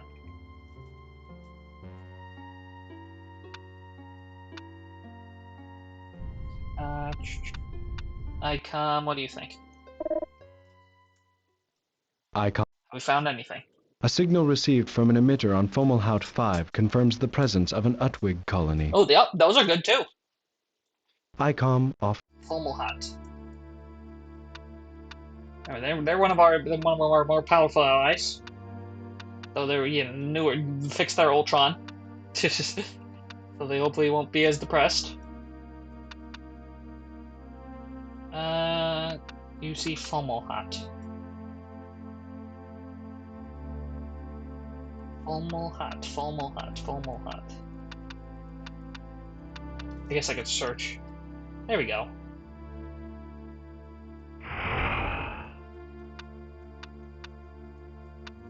Save. Meeting Twig. You there, Zake? Yes, I'm here, yes. Alright, ready to meet the other. Their puppet has an excuse for why it looks different. This game is just... Yeah. The interesting thing with that... I'm only excited to just see the aliens and everything else is just Again, wait till you see till we meet the new aliens, because the new aliens at least kind of have some interesting concepts. Like that's the thing where we get to, okay, if this wasn't Star Patrol 2, like, because we're just seeing them kind of butcher our friends. So if we see new stuff, like those backpack drones, who we don't have any character, because they seem like just drones. What was I gonna? Okay, we're going to like, remember they have this mask culture. And then before, in the last game, they were all wearing, like, the mask of, like, ultimate embarrassment and shame or whatever. But now they're not that. Here we go, look. It is the legendary Earth Captain. A grand celebration is in order. You found our location and arrived exactly as the Ultron predicted. Even though your warp bubble transport sent us to an unknown star system, you still found us in the manner the Ultron foresaw. I am High Proctor Borogarl, and I officially announce festivities in your honor. Many Utwig now bow before you and offer their profuse greetings. Alright. Profuse greetings to you too. I'd like an update on your status. I'm here to make sure you guys are producing lots of those Utwig druggers. Quit celebrating and get on colonizing. Profuse greetings. I'd like an update. Our status is one of grim determination. Our factories churn at peak production to process resources and spew out fully armed and fully crewed juggers. After all, you will note that we have donned the stern and steely mask of determined colonization in support of galactic integrity and stabilization. This is a new mask, right? From the Ultron, we have steeled ourselves to continuously wear this mask, regardless of the dangers we face. Even if we feel an intense need for the mask of jubilation over the vaporization of a hated foe, or the veil of sorrow following the loss of countless of our dear brother and sister Utwig in battle, we will wear this mask, and only this mask, until our mission is complete. How may the Utwig assist the glorious captain? I feel like the Utwig are one of the better examples in this game in general. Just like because again, they have the excuse for why they can look different, and the voice is good. And again, you didn't remember the original voice was even worse. Remember, we played the mod voice. Yes. The mod voice was actually kind of based on this one because everyone kind of preferred this. I know, yeah, they're very similar to how they were. They were all very grateful and everything for you. They're they basically worship you because you brought back the Ultron. What do you know about the Eternal Worlds first? Oh yeah, well, we'll ask about precursors and eternal ones first, I guess. Tell me about the precursors first. Before we had the Ultron, we had only discovered the merest traces of the precursors. We once found one of their bombs during standard exploration procedures on a planet in our home quadrant. Yeah, the bomb we use. But our direct knowledge of the precursors comes from the Ultron, which says that the precursors were the most advanced race in the galaxy. They were interested in other races reaching their level of development. But they were forced to... What? Excuse me a moment while I commune with the Ultron. I love their animation for that. It's like it's on a high shelf. I'm just looking at it. It's a specific animation. I thought I could reveal that. Cud? I'm sorry, but the Ultron says you'll find out soon enough. Foreshadowing. Please, accept my humble apology for not continuing this explanation. Tell me about the Eternal Ones now. The Ultron says even the precursors trembled before the horror of the Eternal Ones. The Eternal Ones factored heavily in the disappearance of the precursors. Sub-Proctor Filbert, in the Relations with Humans department, informs me that this is going to seem painfully cryptic to you. I hope you understand. Alright. Tell me about the Utwig Jugger. Like the Utwig species, the Jugger is deceptively powerful. Though Juggers look squat and ponderous, in truth, they are formidable weapons of war. Their miraculous shield can actually absorb power from enemy attacks. Once the enemy has expended its arsenal in a futile frenzy, the Jugger is charged with energy and ready for a strafing run with its front-mounted cannons. Very good. Tell me about the history of the Utwig. Gladly. Here we go, recap. Were it not for the gravity of our mission, I would don the mask of ineffable pride and glee over the recitation of the miraculous yet utterly factual history of the Utwig, abridged. The Utwig story begins with the early Utwig, who cavorted about our world of Foz, completely oblivious to any sort of higher purpose. We took everything at face value. But our primitive forebears were stunned by a collective realization. In a flash of religious insight, they saw that the face is the mechanism that expresses the many primitive urges that hinder sentience. They immediately and urgently donned veils of every description: hides, leaves, shells, rocks, even living drells. We have continuously covered our faces ever since. You became more sentient from not being able to see each other's faces? Yes. Liberated from the constant reminders of greed, rage, hatred, and lust, the Utwig were able to rapidly attain a higher degree of sentience. What happened next? We suffered devastating morality riots. Over many generations, mask etiquette was refined into a rock-solid foundation of our society. Soon, all Utwig were willing to don their appropriate masks and shoulder their appropriate burdens. Once we resolved those issues, we were ready to meet our destiny. Our entire development as a sentient species culminated in the appearance of a remarkable device, the Ultron. Members of the Druge race discovered the Ultron. They were compelled by intrinsic universal direction to bring the Ultron to us. I see. What did the Ultron do for you? The Ultron assured total and complete meaning of life for all, the universal. With the Ultron in hand, I can sense not only your motivations and desires, but your purpose. I can act upon these things in ways that would most likely seem mysterious, if not, well, daft. Within a generation, the Druge will receive their reward for bringing us the Ultron. They will be changed forever. But that is another tale. You will one day herald your interaction with the Ultron as the turning point for your species. But that's all we'll tell you about that. Alright, what happened then? Okay, go ahead. What do you want to say first? Okay, what happened then, but... Okay. It's just like, the story is not really thrilling. No, I know. Yeah. Nothing's happened yet. That's literally it. Nothing's happened. We're literally just gathering our allies. Stuff happens, I promise you that. But this is, like, the most, like, boring, like, in terms of, like, we're literally just, like, setting up. Yeah, I agree. Yeah, chat is like, this is a sleepy voice. Okay, what happened then? For a time, everything was perfect. What happened next is, well, it's difficult to talk We're about. literally just The recapping what we basic know. facts You know what I'm saying? are that the Ultron fell to the ground during the Chinsral celebration. As it struck the ground, I saw its glow fade, and then the painful void incapacitated all. The Utwig immediately sank into a deep depression, and donned masks of ultimate embarrassment and shame, with a vow to wear them forever.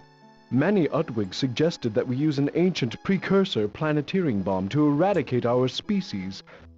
But we thought it more important that we suffer first. Before we could eliminate ourselves, you arrived and repaired the Ultron. We no longer needed the precursor bomb, and the Ultron told us to give it to you. It also told us to join with our close friends, the Supocs, and fight your enemies for you. While we repelled the Urquan Korra, you used our bomb to destroy the Urquan's precursor battleship, the Sumatra. After that, the Udwig Society became a paradise, as our race evolved toward a far greater state of being. Then we agreed to come to the Kasari Quadrant and brought the Ultron with us as a sign of our belief in this mission, and our faith in your leadership. Then, after the war began, the Ultron was... Oops. Sorry. The Ultron rightfully chides me for almost giving away too much. The war began. Wait, what? What? Never mind. What war? What war? Are the Utwig taking credit for my victory over the Urquan? I can always ask people this. Never. We would sooner reveal our faces than take personal credit for victory over the Urquan. That credit belongs to the Ultron. How do you know you were evolving to the greater state? The Ultron told us so. I have a question on How may the Okay, then there's new stuff. Any revelations from the Ultron today? The Ultron tells me that you are destined to converge on the center of the galaxy and face the ultimate evil that is trying to eat all galactic sentience. Ah, I see. Yeah, I stopped their evil plans. I could see the future too, you know. The Ultron says that you stopped them through failure. Well, that certainly seems cryptic, even to me. Oh, this... Wait, what's that, Ultron? Oh, I see. Now I understand. You don't stop them through failure. You fail to stop them.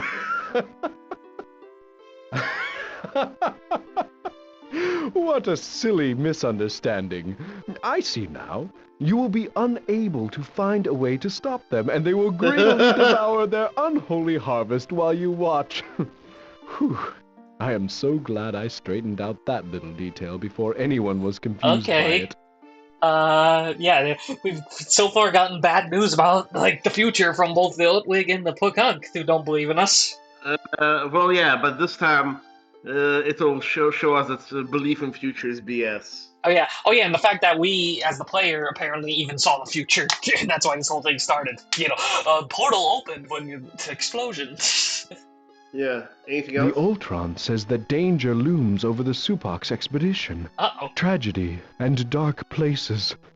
Poor Supocs. Our dear friends. Uh-oh. Does it say anything else about that? A meddlesome old friend will unexpectedly return with bad news. An old friend will return with bad news. A meddlesome one. The Ultron says that the Vux are a very disloyal race. Ooh. They pay lip service, or rather snout service, to League ideals, but they hate the League and seek to destabilize I'll have to it. confront the Vux about They that too. seek to betray you. Anything else? That's all for now. And can the Ultron do something that would tell us what's going on in hyperspace? The prognosticating harmonics of the Ultron reveal a truth. We Utwig have done all that can be done to aid you. Our task must now be confined to directing the many channels of causation. Feel confident that we are using the Ultron to this end. Alrighty. That makes me feel confident. How may the Utwig... The Ultron's coruscations indicate that your future actions are laced with great potential. Proceed with our heartiest endorsement. Alrighty. Take some of you from the colony. True. I definitely want you producing ships, so I'll have you. Oh yeah, your starbase is already. Oh yeah, they weren't lying when they said their place was at like full capacity. Let me see. Can I set a research thing here? Let me go check out this backpack thing. Get another one of those artifacts that I can research. Backpack. Yeah. Hello. Backpack. I can't understand you.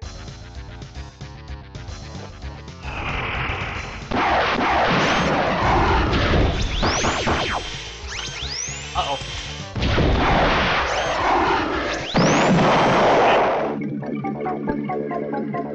So there's like... Yeah. Let me know when you're getting tired. I'm not getting tired. The problem with this one is it's like... Okay, this happened. Okay, I get it.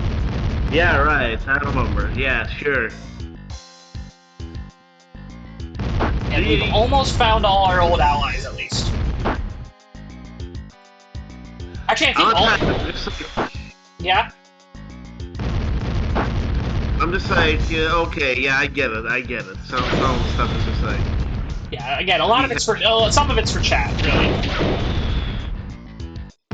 In fact, we're even listening to all this. And also just to see just how much this game cycles.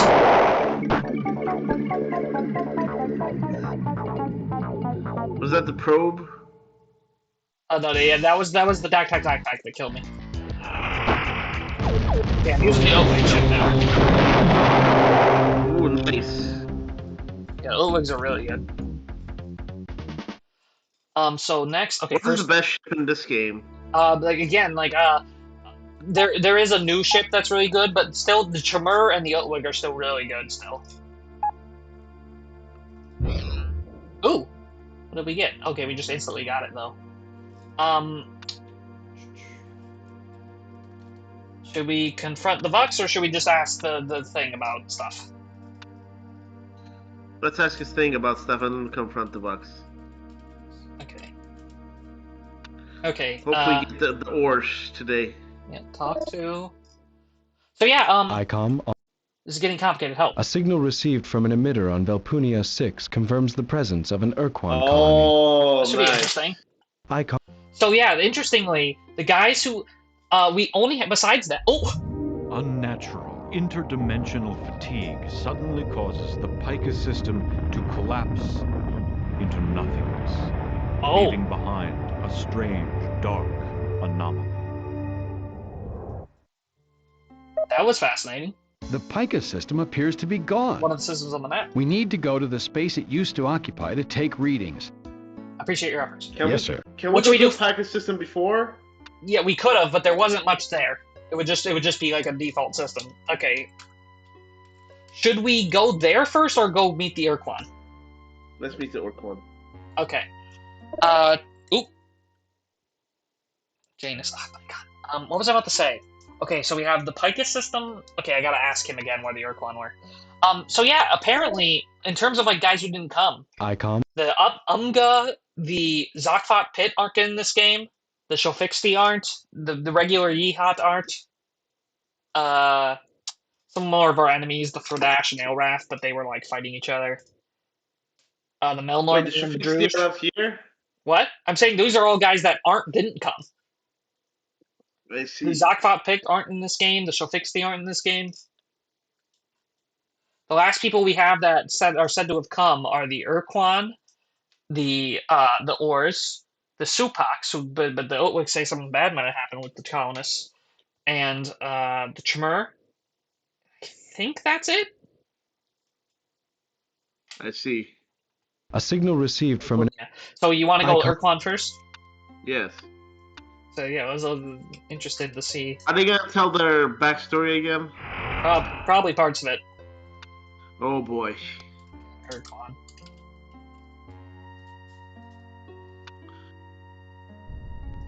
Yeah, I might take a break while they do this. No, you have to be here. That's the rule here. If you need to take a bathroom break now, do it. Or a bathroom, or get a snack or drink. No, I wasn't saying for that. I was saying because I don't want just to avoid the rehashing. I was joking. Alright. You know what I'm saying? Oops, I didn't mean to exit. Yeah. Chat, what do we think about the Orquan backstory? We've determined that the Mycon were created by the precursors to perform terraforming duties on a vast scale. The Mycon were also charged with stabilizing planetary crusts during the galactic devastation that followed in the wake of these mysterious Eternal Ones.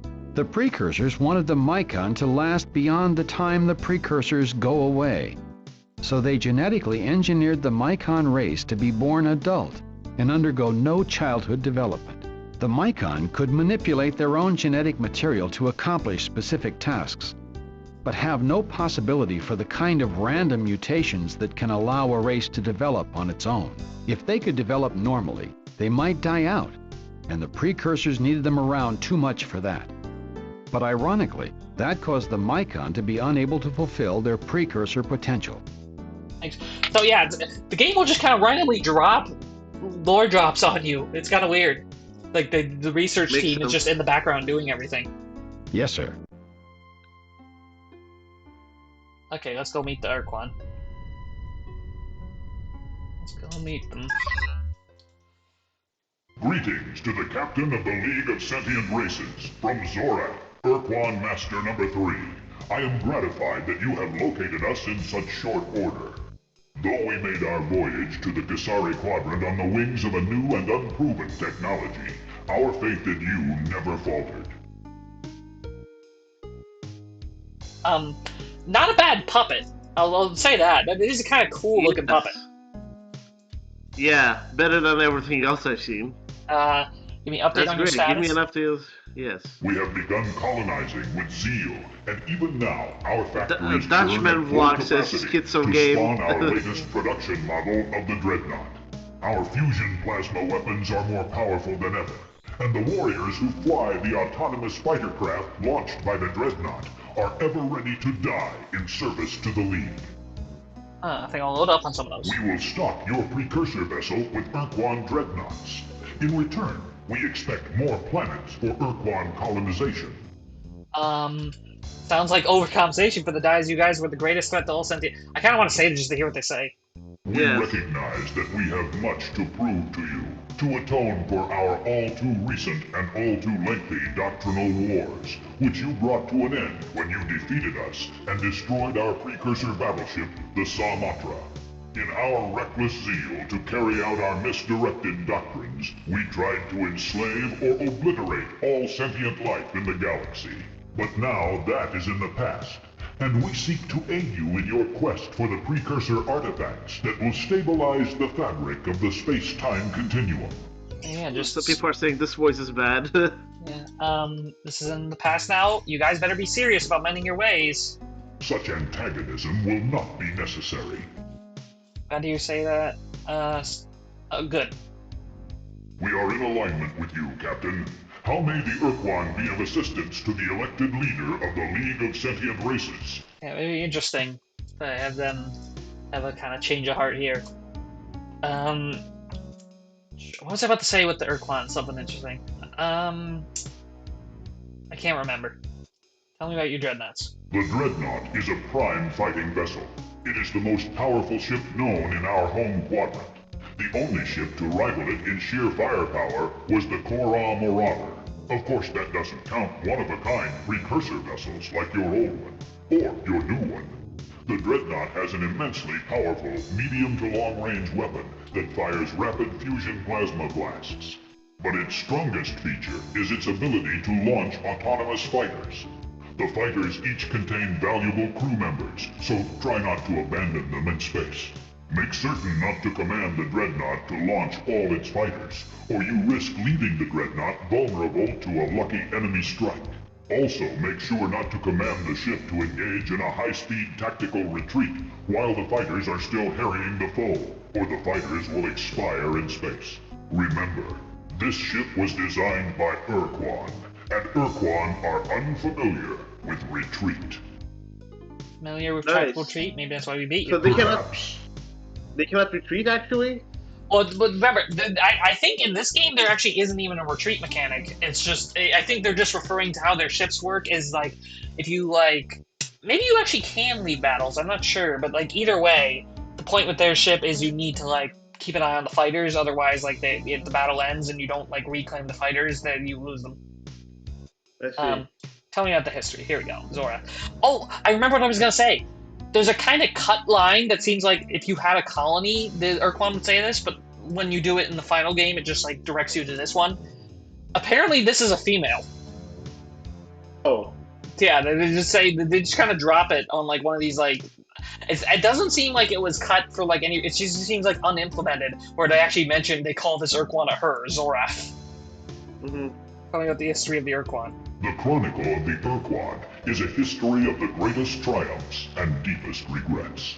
We nearly enslaved or exterminated all the races of our home quadrant, as Urquan fought Urquan in the vicious doctrinal wars. In retrospect, our tragedy could have been foreseen in our origins. Here we go. The Urquan evolved as solitary hunters on a hostile world, and we quickly became the dominant they predator kind of go on quicker, the but it's still... The only threat to us came from other Urquan. Civilization did not come easily to us.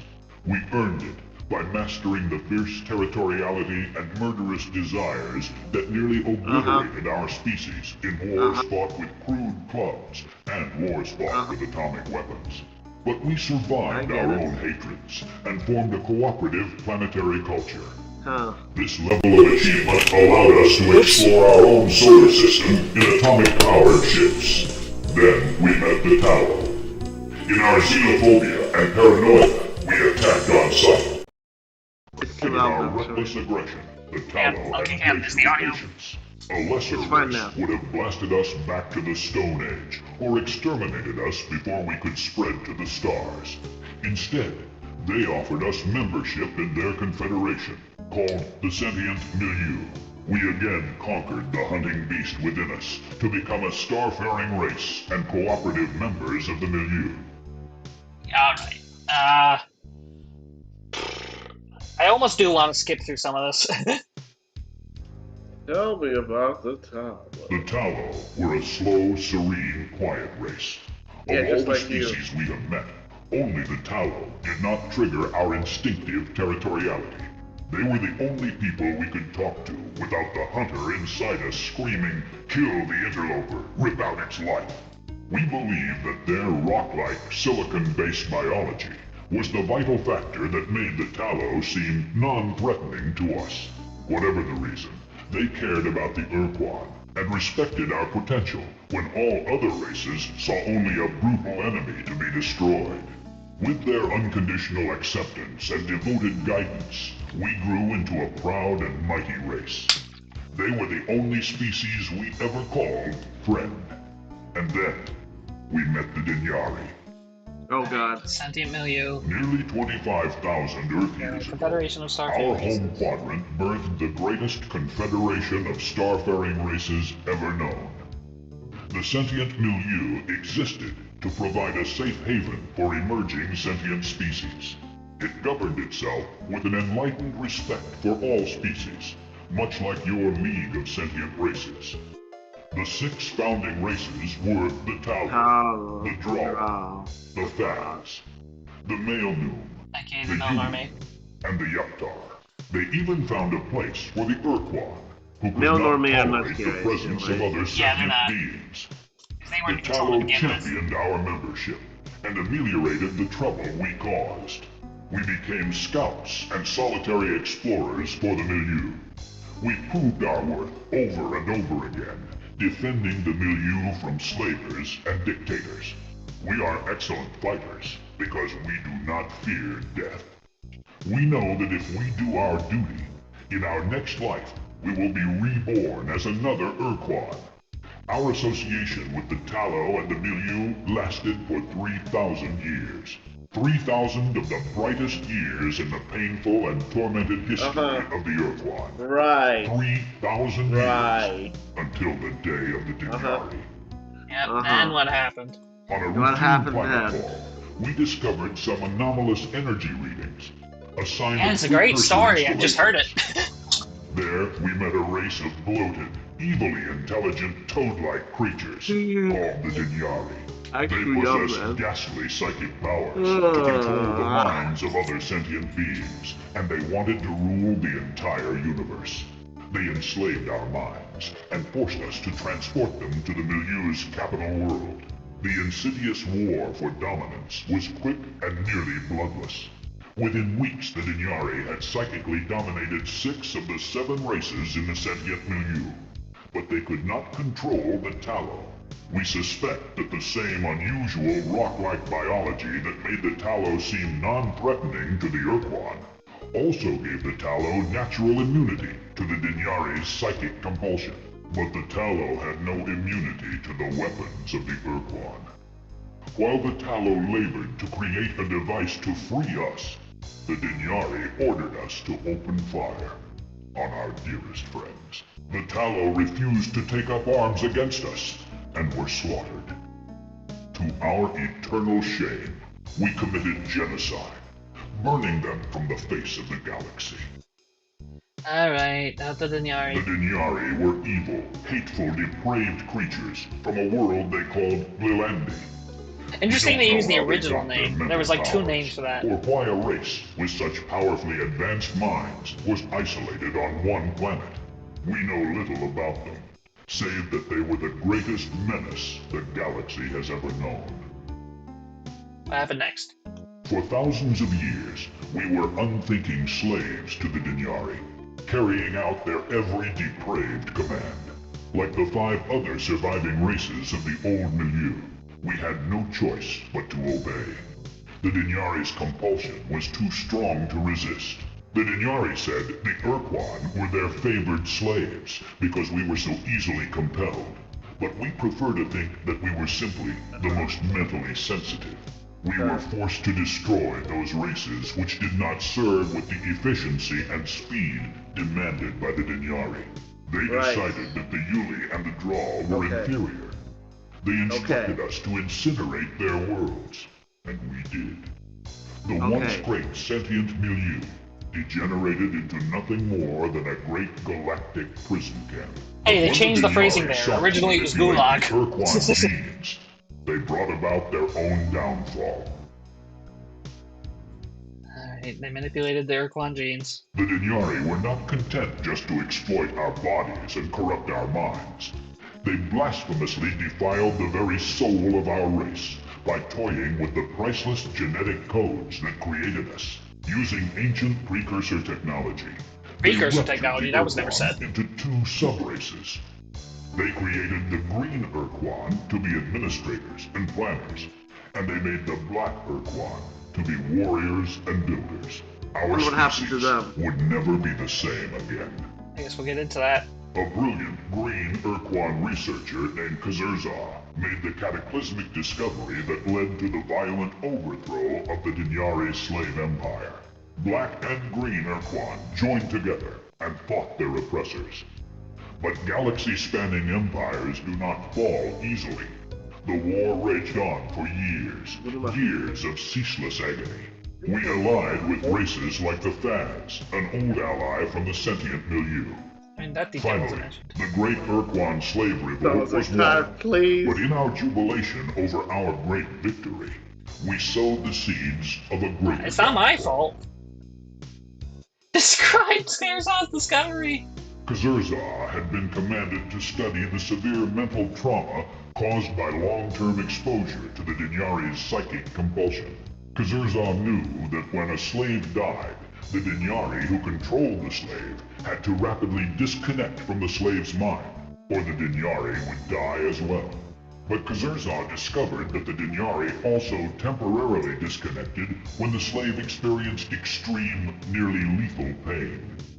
Kazurzah entered a state of excruciating pain, and in a moment of freedom, broadcast this secret to the entire universe. In all parts of the Dinyari slave empire, the Urquan gashed open their own bodies, burned themselves, hurled themselves into jagged heaps of scrap metal, anything to purchase the few precious seconds of freedom necessary to grab the nearest Dinyari and crush the bleeding creature to jelly. I love how they're even stealing phrasing from the Melmar Bay. Gave way to more sophisticated tactics. Alas, Kazurza did not survive to see the day that the Urquan perfected a ghoulish torture device called the Excruciator. They inserted the Excruciator directly into their own brains, where it unleashed an unending stream of agony, which released them from the grip of the hated Dinyari. The gutless slavers squeamishly recoiled from the minds of the Urquan and were slaughtered. We butchered most of the Dinyari, but made the mistake of leaving some alive to serve as our translators. For all that, you left some Dinyari alive. Exterminating the Dinyari was not punishment enough to satisfy the Urquan, who had suffered enslavement, biogenetic degradation, and years of screaming pain. A slow death was too kind a fate for such monsters. The combined Urquan starfleets decided to inflict a vicious form of poetic revenge upon the Dinyari. We genetically modified them. We gutted their minds, turning them into sub-sentient, dumb animals. That way, they could never again dominate our minds, and we could stop using the Excruciators. And then we further degraded these once omnipotent creatures by forcing them to serve as our translators. They became our talking pets. After the horrors of the Dinyari slave empire, the Urquan had become more xenophobic than ever. What the heck, man? We considered all I knew they were gonna other rehash races this so grossly thing. inferior that merely speaking directly to another race was a revolting act. We used our talking pets to do that dirty job. We had won the Urquan All right, slave there's revolt no... and were the talking predominant pet. power in the galaxy. After years of mind-wrenching agony, They don't feel the we need for him refused anymore. to ever be enslaved again. But our racial divisions were deep, They're healing and from we their could not trauma. cooperate on this goal. In our paranoia, we split into two subspecies factions and created two conflicting doctrines designed to ensure our freedom. We Green Urquan now called ourselves the Kazurza, in honor of the Urquan who triggered the revolt. The Black Urquan called themselves the Korra, in honor of the charismatic fleet officer who commanded them. Neither faction would embrace the doctrine of the other faction, and so we fought another long and bloody war, this time against each other. Alright. The Green Kazurza established the path of now and forever, a doctrine which required all other sentient species to serve as our slaves or have their planets forever imprisoned beneath impenetrable force shields. The Black Korra found this plan too complicated, and marred by the same error that brought down the Dinyari, the mistake of allowing potential enemies to live. They created a simpler alternative. Their eternal doctrine called for the systematic eradication of all sentient life in the universe, all except the Urquan. Before we could stop them, they cleansed the homeworld of the Yuptar, destroying yet another milieu race. We protected the milieu race called the Faz beneath an impenetrable slave shield, and stopped the Korra before they could destroy the planet of the last remaining free race, the Male Noom. We challenged them, and as we fought, the Male Noom slipped away. We were never able to find the Male Noom again, but it did not matter. We had matters of far greater import before us. The first great doctrinal war had begun. And what happened? Our doctrinal war raged for decades. Finally getting to the game. And ravaged worlds Oh my that gosh. had barely begun to recover from the horrors of the I should've Dinyari said I'm slave tired. empire. The two Urquan Should've gone to subsections Picus. careened down the path to mutually assured No. destruction. I when the don't want to Green hear all this Kazurza exposition, discovered man. a precursor I already know what they're saying. This It's just massive like... vessel, Yeah. which we Again, called it's the just for the was VOD. infinitely more powerful than any ship ever seen before. It sliced through the Korra forces in just a few days and defeated them utterly. But we Kazurza were humble in victory, and allowed our Korra relatives to live. Besides, we were no longer convinced that our doctrine was superior to theirs. We decided to put both doctrines to the test in opposite halves of the galaxy, and determine which was superior. We exiled the tattered Korra fleet to travel in a direction that went against the spin of the galaxy, while we traveled in the other direction. When the Urquan would meet again, we would fight in ritual combat. The superior doctrine would prevail, and that faction would control the precursor battleship. If the Eternal Doctrine proved strong enough to let the Korra rebuild their shattered strength and actually defeat us, we would stand aside and let them kill every sentient being in the galaxy. Many millennia later, the two Urquan factions Finally, we're at the met in game. a large Oh my area gosh. centered near the Craterus constellation to fight the second and final doctrinal war. The Korra were armed with the resources of the many races they had exterminated. The Kazurza were aided by 8 great races arranged in a rigid hierarchy, which we called the Hierarchy of Battle Thralls. Our war was going splendidly until you appeared on the scene. The hierarchy consisted of 9 starfaring races, including the Urquan. The Androsynth were genetically manipulated clones of your race, human. They mysteriously disappeared before the end of the Second Great Doctrinal War. The Ilrath are a race of peace-hating, highly religious, spider-like creatures who were fanatically devoted to their gods, Dogar and Kazan. They were one of the strongest of the Battle Thralls, until you deceived them into attacking one of our other races, the arrogant, brutal Fradish, using a hyperwave caster you took from another of our races, the Oomga.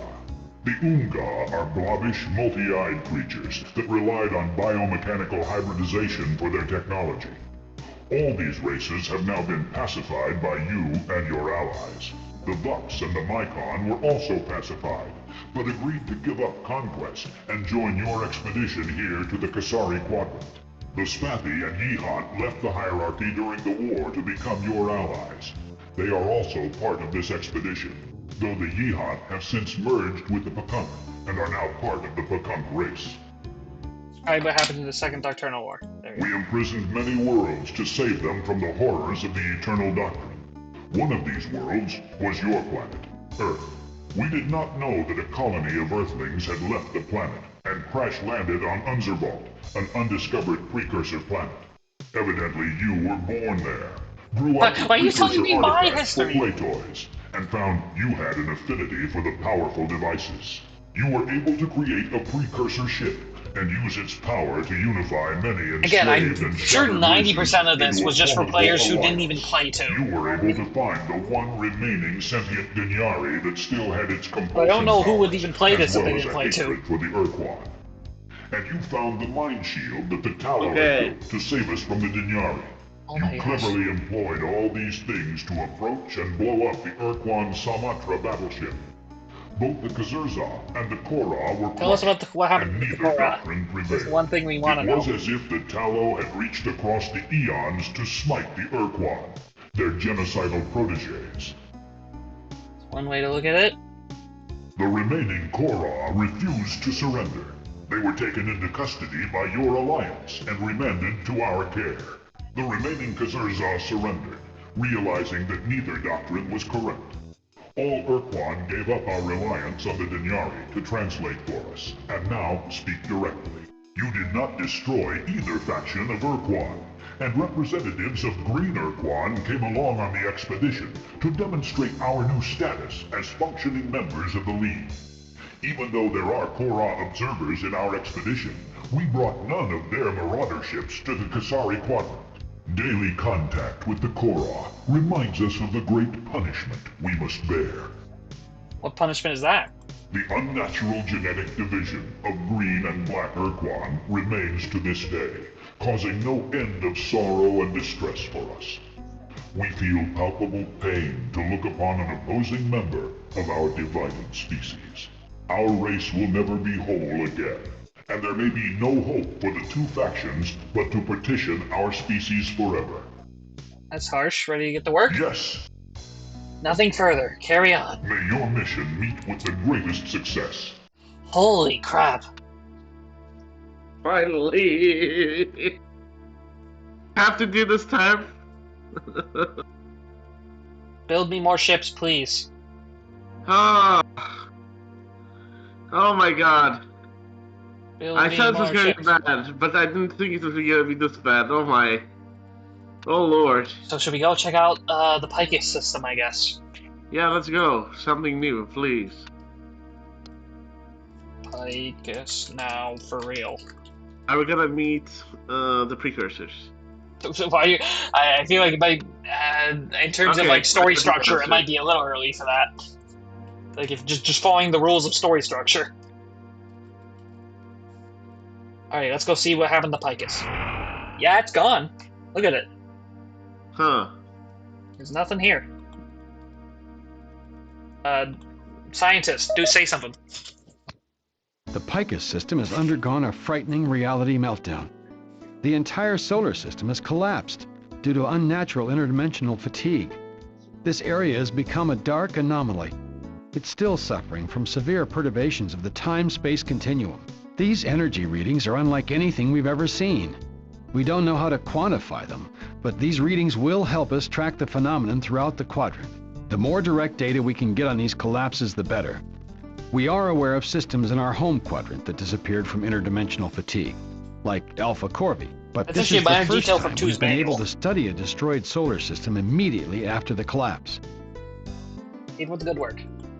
Okay, so I guess, are they just studying it? Or was that all we had? Let's just go there. Or no, we're at Picus. So should we just like go to a random place now or something? Yeah. Or just wait it out until a new event happens. Dude, yeah. Again, this is freaking just... I didn't expect to be inundated with just... Yeah. Icon. A signal received from an emitter on Hypnos 2 confirms the presence of a Chimera colony. Should we go there, or should we like try and like explore a bit? Let's go to the Chimera. I don't like even exploring. Look, exploring is cool and stuff. Well, I mean, we might find something new. Is the one thing with that. Instead of the other game, it was cool. In this game, it's just like fucking. No, it's nothing. Much of a fan. It's lame. It's lame. I'm sorry. Let's go to Blue Adius. Nothing's at Blue Adius. You said that Origins didn't work. Yeah. No, Origins is absolutely a better game. It's not the setting, but at least it's it's a game. Let me set up. No. I honestly now I'm like intimidated playing like. I hope they pulled off a Children of Light because like this is just. No, Children of Infinity. Again, it plays. The thing is, both Origins and that they play like Star Control 2, which is the big thing, and they're not just. At least I hope Children of Infinity. It's not just nothing but like info dumps. It's like actually entertaining. But again, once we meet some of the new stuff here, we'll start to see some like actually good stuff from this game. I promise there is some good stuff in this game. Yeah. Captain of the... You know what, that's... Please. I don't want to hear that voice for the next, like, hour or so, dude. Yeah. Just... Oh, what just happened? Sir, League representatives are increasingly uneasy about the apparent disappearance of the ores and the Supox. Perhaps locating them should be your highest priority. I don't know if I can just say that. I don't really care. I got my hands. Yeah, I'm working on it. ICOM. Where are they? Okay, Nikon, I'm sorry, I can't help you. I don't have any evidence. I mean, I could say the Vox, the Ultron told me, but I'm sure they'll just say, the Ultron. We've discovered an item that resembles a 20-foot-tall flat spoon. Oh. The precursor records refer to this as the plasma regroover. We have no idea what it does, but the notations indicate that it's important to precursor terraforming. Alrighty then. Yes, sir. I see. So we have a giant spoon. Yep, there it is. It's a wonderful plasma. Can we make a precursor device with that terraforms planets? We don't know. I mean, like, there's no apparent use for it yet, other than it's related. Yeah. Yeah. Should we go to Enkidu? Let's go to Enkidu. Enkidu? Yeah, that's named after the guy from... Yeah. Sumerian mythology. Oh! Yeah. There's enemies. At least enemy, they're red. Enkidu. Who's this? Let's see. Oh! Oblivion. They say nothing. We're humans from Earth, of the League of Sentient Races. We come in peace. How may we classify you, fellow sentient? Or no greeting, no hello, no threat, no nothing? What should we say to them? We're humans from Earth. We are the Claire Conqueror. Good, that's a good start. Anything else you care to share? I can see the information. Tell us about your race. What should we say? Good, that's a good start. Anything else you want to We share? must regretfully leave now. You can join the League of Sentient Races. Okay, don't forget to write. I guess we probably should make the offer. We must regretfully decline. We serve the hegemonic crux. Definitely seems how you hegemonic. Yeah, who are the hegemonic crux? We're hearing about like a new group in this region. We regret that we cannot reveal anything about the crux. Why not? They seem We depressed. may not say What can you tell us about yourselves? that we wish to leave. Because I walked right in that one. We must leave. We have so much to talk about? Okay, so they do not want to talk, but we found a colony. But they're apparently, okay, that's something. Claire Conqueror. So we gotta figure out what they're about. I think there's a DAC. It looked like this like big goblin from Harry Potter. I think they're kind of like stone. Squared. Like stony skinned guys. We're humans. Inversion. Oh, we can use the Urquan. Yeah, now we can annihilate them. Ooh. It's cool we get to use them now. Wait, so we get their crew regenerates. No, remember, they launch their crew and then their crew comes back. Their crew comes out as little red fighters. All right. Should I try and bug the Claire Conqueror? Let's see. Yes. Let's see if they say anything. If not, we'll have to go somewhere else. There's their ships. Talk to the colony again. Yeah, they're red, but they're not fighting us. The eyebrow raise. You guys are no more talkative than last time. If you tell us about your situation, we can help you. Or whatever. Yeah, If you can tell me about your situation, we can help you. We must. I guess they just never want to talk. We must. Alright, so we gotta figure out what their deal is. Maybe bother them again. Just bother them a few times. I know, I think it's just the same lines. I'm worried about them getting angry. No, okay. Okay, so we need to look. Okay, I should set up a colony here, even if it's just something here, just so we have a. Let's see. Oh, anomaly. Oh, we can where the Tech is right. We gotta find a. I got the Vux are actually pretty good for this. Okay, more oh, what's this? Examine. It's a conch rock. Do you know what this is, Claire Conqueror? Sounds like a warp station crash flag. Oh no, not again. Sorry to bother you. Goodbye. Oh, hang on. I think something was supposed to happen there. Destroy your queen. Yeah, hang on. Okay, here we go. First, let's see this. Captain, we have found this, well, it's a small blue-gray mountain. Sensors detect the same kind of energy readings we get from the Claire Conqueror, but to the nth degree. It's talking, or rather, it's transmitting a powerful signal that our translators can decipher. It's calling out for its children, the Claire Conqueror. I think this mountain is the Claire Conqueror Queen. It's calling for her children to rescue her from this cold and lonely place. That's about all we can make out. We can't begin to budge this mountain. The only thing we can move is a strange light blue rock we found near the Queen, about the size of a baseball. Some kind of oval rock we've never seen. It sheds small blue flakes. Our scanners read it as having a physical structure slightly similar to the Claire Conqueror, but it doesn't register as being a living creature like the mountain. All right. Yes, sir. So hang on. So there's on this moon, there's a queen that's apparently calling out for them, but they're not doing anything. Let's go. But it wasn't a rock. It was a rock lobster. Because they're in the system. Oh. Oh, hang on. Oh, I need to reload actually, because something glitched out there. There we go. There we go. Let me grab it again and get the trigger properly this time. That's the other thing this game has that the other game didn't. It's a little buggy. Captain, it's the only thing. We're on it. Now let's go see what they say now. Conk rock thing. Cock rock. Oh no. Not again. Hey, we saw your queen. He's okay. We can rescue her or whatever. Can it be true? True, Blue. Check out this blue rock thing. The conch rock. We must have it. Huh. I'll only give it if you leave the crux.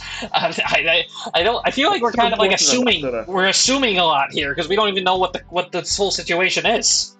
What's so important about this? The conch rock comes directly from the Queen. It is the source of all new Clairconcler. We cannot continue our species without the conch rocks. Only the Crux have been able to find conch rocks in this quadrant. We must have that conch rock. I guess if you leave, I guess we're trying to get him to join us. If you leave the Crux, we cannot leave, even for the conch rock. Well, becoming a spy for us again. This is one of those weird things where I think the game can you can kind of do stuff, even if you don't even know what it is. Sure. We cannot do that. It is not honorable. I see. Is there anything you do? No. I feel like if we do this, they'll get mad, so I'll just let them keep it. The Clairconcler. Thank you, human. I'll mention this. Can you do something for us? No. Damn, but they said if this is the source. Colonize it, yeah. No, okay, but look, we can just get more conch rocks from here. Captain, we have found this. It's calling the So we're on it. I guess unless we have more information, I'm guessing we can use that as a leverage later. But it seems like we're missing some information here, because we have no context what's going on. So I don't think we can I guess we have to know something to be able to get something out of them by giving them the rocks. The dark ones or whatever. They don't sound like it. They don't It seems weird that they would have a thing here, but it also would imply that the Crux have a way to get around. And this is on Enkidu. Yeah. Just random planets. Yeah. So apparently the Crux might have a way to get around if they can even get guys. Okay, let's go look around. Should I just go to random places or should I go meet the Chimera? Go meet the Chimera. Then we can go to Morpheus or something. I don't know, we already been to Morpheus. We already went to Morpheus, yeah. Give me a useful hint. A signal received. Hypeness. Hypeness. Alright. Shimmer.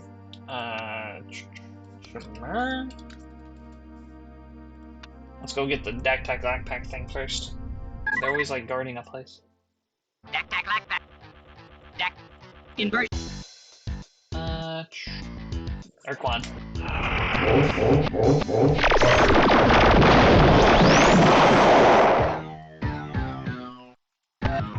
The Dak-Tac Lack-Tac don't stand a chance. Yeah, now that we have the good ships. They're not even, you're saying even less of a chance now that we're getting the friggin' Chimera ships. Yeah, look at that.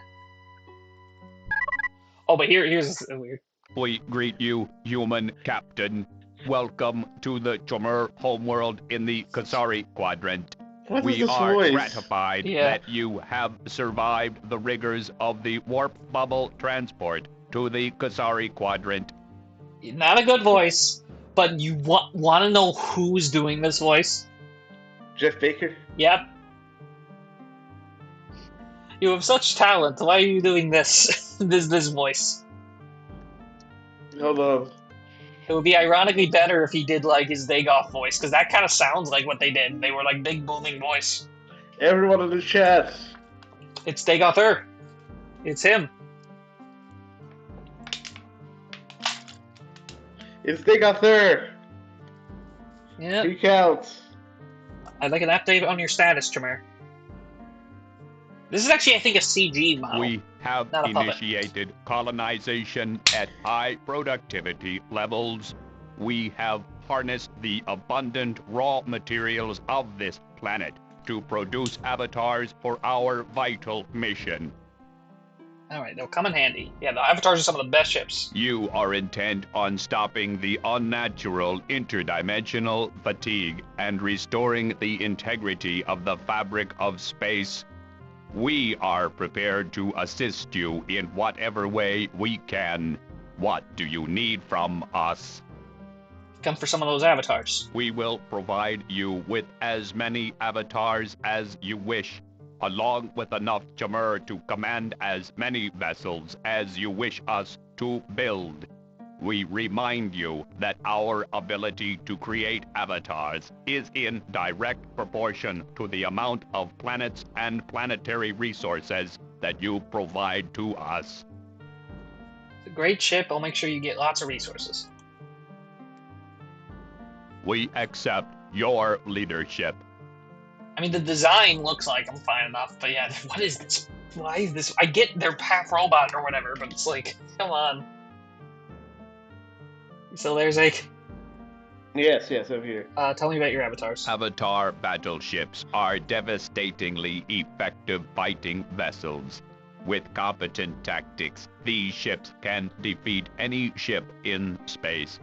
The Avatar's main weapon is a laser of unparalleled power, with living crystal to amplify the beam of coherent If you told me he light. was here, I was gonna. This primary weapon is supplemented by 3 Yeah. orbiting zap stats.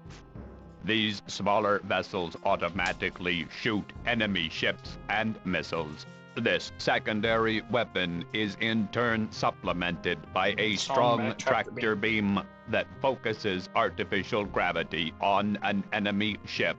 The tractor beam can drag the enemy into the lethal orbital path of the zap stats. Alright. Tell me about the precursors and the eternal ones. What do we know about precursors? The precursors were a mighty race that vanished for reasons we cannot comprehend. We suspect there is a link between the collapse of star systems and the disappearance of the precursors. We also suspect that the Mernmerm were a result of precursor machinations. Alright, what do you know about the eternal ones? We know as much as you know. Thankfully, this is going to be shorter than the Urquan. Tell me about the history of the Chamur. The Chamur were once 2 separate races, the crystalline Chenjesu and mechanical Mernmerm. The Chenjesu were an old race of silicon-based life forms that evolved as photochemivores, feeding on light and minerals. The Chenjesu developed a philosophy of inclusion that led to the founding of the Alliance of Free Stars. The Mernmerm were not old, but they too were peaceful. They awakened only a scant 1,000 years ago, but they did not awaken into a peaceful time. In those days, the Urquan were not our allies. Their ill-conceived doctrines drove them to enslave or destroy all sentient life in the galaxy. The Chenjesu and Mernmerm formed the Alliance of Free Stars to resist the Urquan. We recruited many races, including humans, but soon the Alliance had all but lost. The animation, the slow animation is killing me. The Chenjesu and Mernmerm retreated from the struggle to undergo hybridization into one race. You assisted this process with the radiant energy of the Sun device and sped up the process by decades. Yeah. We emerged as the thankfully Chamur, their history is not short. 2 races, but one voice and one body. This process allowed us to enhance your weapons and facilitate the cause of destroying the Urquan battleship, the Sumatra. Happened then.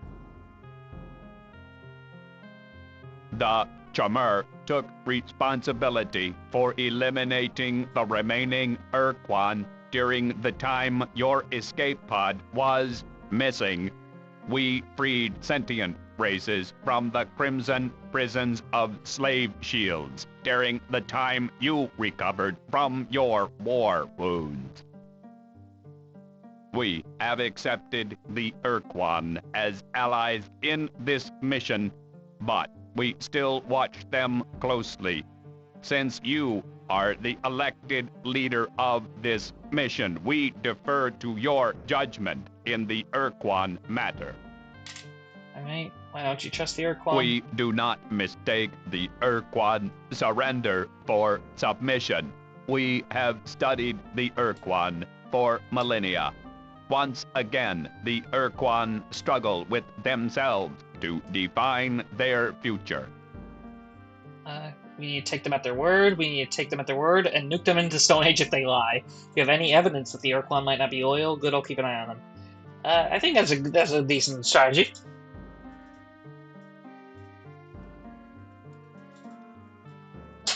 Why is the animation? It shall be so. Okay, dude, we you're not selling no it to me, I'm hard sorry. evidence, and the Urquan conversion What do you mean I'm not selling? appears Well, I mean, sincere, it's interesting but to do. we know It's like that a thing they you were have to do a at least once. belligerent race, even before they were forced to commit acts of genocide.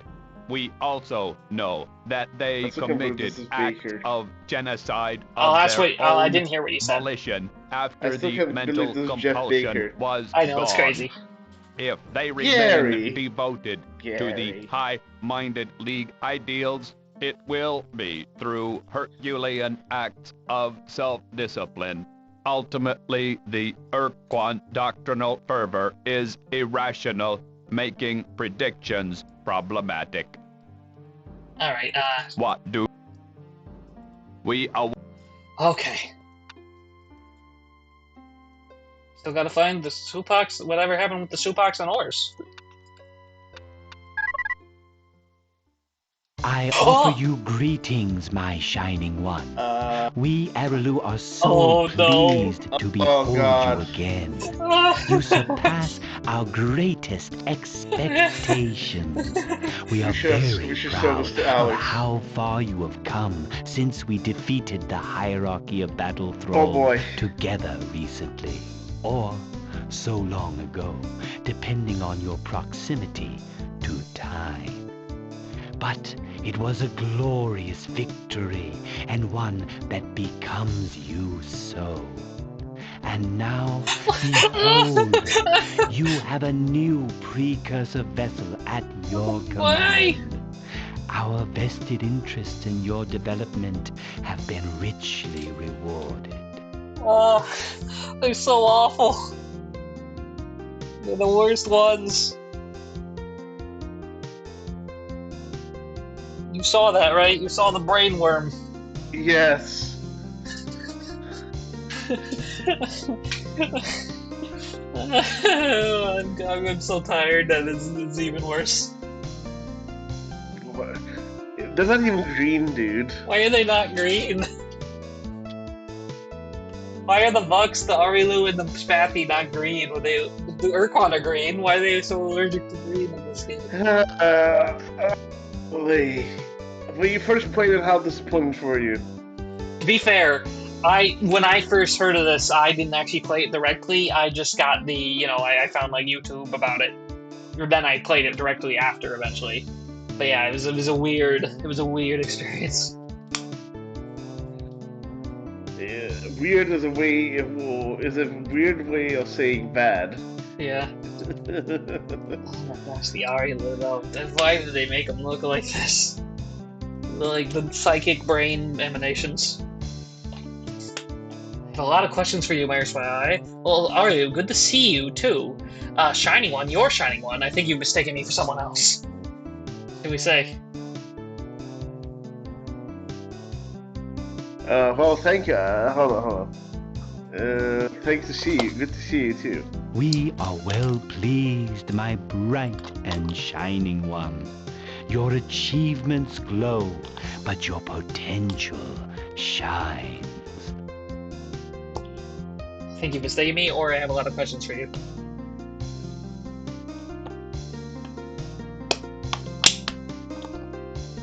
Zeke. What? What did I say next? I have other questions. The human mind is so direct. Let's finish. Although such behavior might be viewed as impolite He's not even from moving his your lips. mature race, It's the brainworm trying to escape. Like yours must be accorded a wide latitude. Your kind is so short-lived that in order to accomplish anything, you must get to the heart of the matter immediately, lest you die before you see the task completed. Where have you been since we last defeated the Hierarchy Battlefront? Remember, these guys weren't even on the expedition, they just kind of appeared. We wanted you guys along on the mission, but we couldn't find you. Tell us about your origins. What should we... I guess... Well, we couldn't find you. Yes. Forgive us if we forget the importance you attach to such events as this. Our context is infinitely broader than yours in scope, both in space and time. Nevertheless, to please you, I shall try to recall. Yes, now I remember. The Araloo were where we always are. You simply didn't look in the right place. Or perhaps in the right time. Then you did not need us, so we did not come. Now you do need us, so we are here. Guys disappeared during the Urquan War. Can we really rely on you? You judge us by standards far below our purpose. Understand that we have never taken our protective gaze from animation was even worse. We routinely visit Unzervold, the world of your birth, and there we watched you create a new precursor vessel. Our assistance is ever with you and the human race. Why do you routinely visit Undervold? We Araloo visit many planets. Where have you been since we defeated the Hierarchy? The fabric of space? Tell us about your origins. Like, I've never asked, what do you say this? Your curiosity is understandable, even heartening. But to explain the origins of the Araloo would require a common language for wonders such as time, that you have too limited a frame of reference to comprehend. Even your translation devices cannot convey them to you. Though it fills me with sadness to do such a thing, I must refuse your request. Perhaps one day your descendants will be ready to hear our story. I make you this promise. I will follow your line and explain our existence to the first child that is born with the capability of understanding. Where have you been? We are many places at many times. Araloo vague posters. This place is an easy place, one of the 10 easy places. Well, look how they massacred that boy. We explore different easy places and places in between. That is our way. Oh, I can see from the look in your eyes that I have confused you again. I am silly. Please disregard my words. How did the Araloo get here without hyperspace travel not working? Our ships move between our home and true space through weaknesses in the interdimensional fabric. We generate these portals artificially with focused dimensional fatigue rays. We gave you such a portal spawner for your battle against the Urquan hierarchy. We were so pleased to help guide our shining ward to victory. Are you going to give us that again? You clearly do not need such a thing now. Your warp bubble engines convey you through true space with ease. How? I mean, we do, like, basically just teleport. My new precursor special doesn't need a portal spawner, but all my allies could use some. How many can you give us? Yeah, it's because, all my allies need to be able to move around as easy as I do. I can only move their ships. No. You mustn't use such technology again. We gave you a portal spawner so that you could defeat the hierarchy. Our gift was necessary despite the dangers. Without our gifts and guidance, the hierarchy would have been victorious, leading to greater catastrophes for your beautiful, unspoiled race. Now, events beyond your understanding dictate that we restrain you from further use of the device. You must trust us. That makes us not trust you. What dangers are you talking about? You didn't tell me anything before. Don't you mean blind trust? How can I trust you if you don't let me know what's going on? Are you taking credit? Why do I ask this to everyone? What should I say next? Do you mean blind trust? Yes. We do not seek blind trust. Although the answers are so bright, they would blind your developing mind.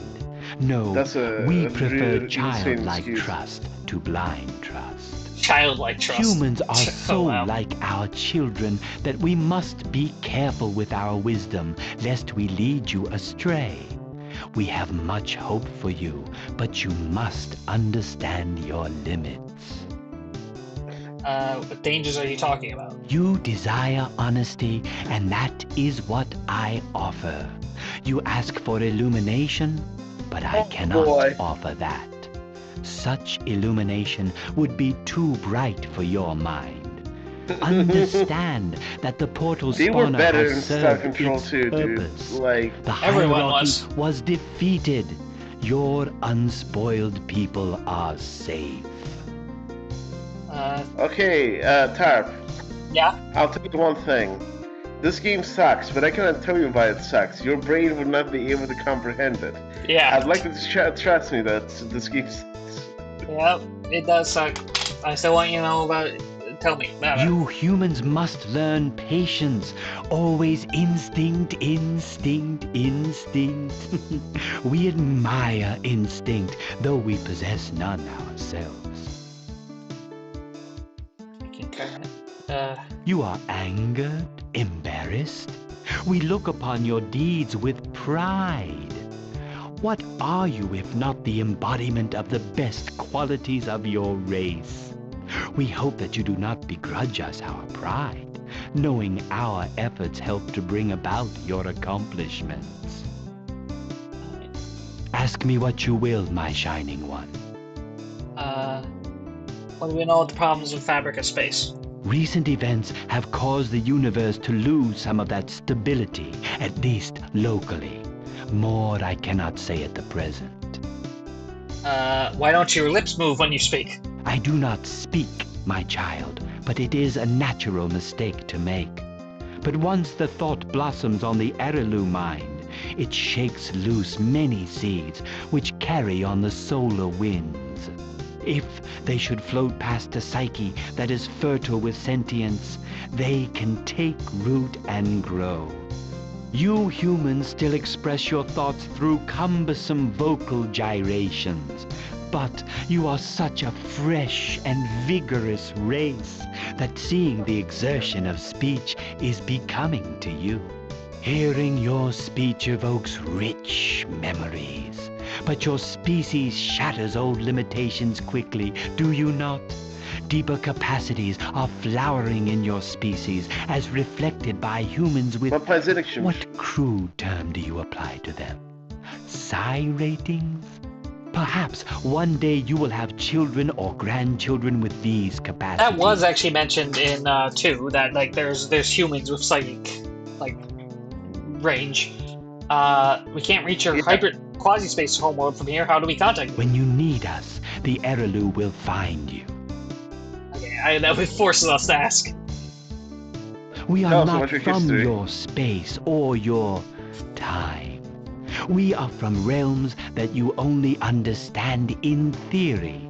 We take little interest in true space, except when we discovered your race.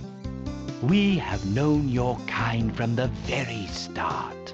We call ourselves the Arelu Valile, from the name given to us by an ancient Earth culture. The Celts. We are drawn to the great potential of your race. We have protected and guided and molded your race from the beginning. When humankind reached the stars and joined the alliance of free stars, we had to reveal ourselves for your safety. After the Urquan enclosed Earth in a slave shield, it was clear that your people would now be safe without us. We decided to return to our nook in time. But then, you appeared, a human child born on Unzervold, commandeering a precursor vessel and challenging the full might of the Urquan. We knew that humans needed us again, and we returned, just as we return now. Veldig sjakkete henne. Yes. How Rosie, you guys went AWOL from the Alliance before we beat the Urquan, then we couldn't find you for the expedition here. Never doubt our motives, Captain. Your well-being is of paramount concern to every Arelu. We returned to assist you then, and with our guidance, the Urquan were beaten. With the threat past, you did not need our direct intervention. We pursued other matters. After the collapse of hyperspace, we knew you would need our help again, and here we are. Thankfully, we are almost done with the whole recap portion of this game. Thank goodness. You know what I mean, Zeke? Yes. We're gonna get some new stuff now, right? Yeah. The Supocs are in danger, oh my man, child. I'm nearly dead. You may find them in the realm beyond quasi-space portal M. Oh, that's marked on my I will map now now. transmit those coordinates to your ship. If you're worried, why didn't you come to me? We could use your ships. Why didn't you come with me? Supocs are in danger. Maybe you should have gotten to the point a little earlier. What about the ores? We can't find them either. Are they in danger? Okay, I'll ask the first thing. We could use your ships. As much as we would like to accompany you, to share in your accomplishments, this cannot be. We are otherwise engaged at present. The Arelu hope to influence events through you with our advice. More we cannot offer, but our words should suffice. What about the ores? We can't find them either. Are they endangered as well? You may find the answers at the quasi-space portal. The ores are more a danger than endangered. The ores are dimensional travelers like you, isn't that right? The ores are dimensional travelers, but are not like the Arelu. They are a projection into this realm from elsewhere. If the Supocs are in danger, maybe you could have gotten to the point a little earlier? Such matters as time are not so simple as they seem from your That's not the whole thing. Jesus. Yeah. Alright, I'm out of here. I wish you good fortune, Shining One. We shall meet again. I think I'm done, man. Should we wrap up, or should we go to the thing? Or should we just wrap up? What do you feel like? I mean, I have to get up at 11 tomorrow anyway, but... What do you think? Your choice. You make the call now. Yeah, let's continue, but like, I'm not sure how much interest I can... I think this is the last thing. Okay, let's go then. Danger. Okay. Quasi-space portal. Let's see.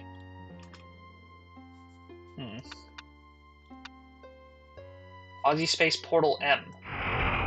Okay, one more Dactac Backpack.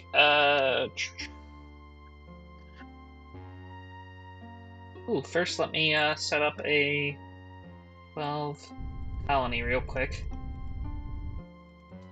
Oh wait, did I forget? That went on so long I forgot.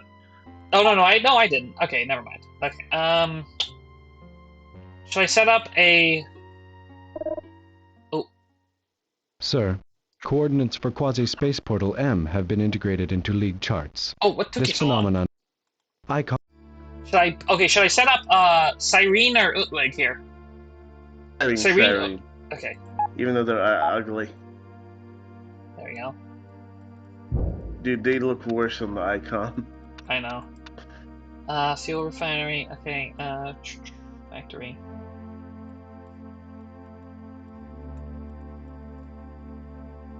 Let me real quick just do this. Yeah. And then we'll go see what's going on with the Supox being in danger. Okay, there's fuel set up here, so we're good. Hello, Dak Tech Backpack. Dak Tac Lack. Dak. Inversion.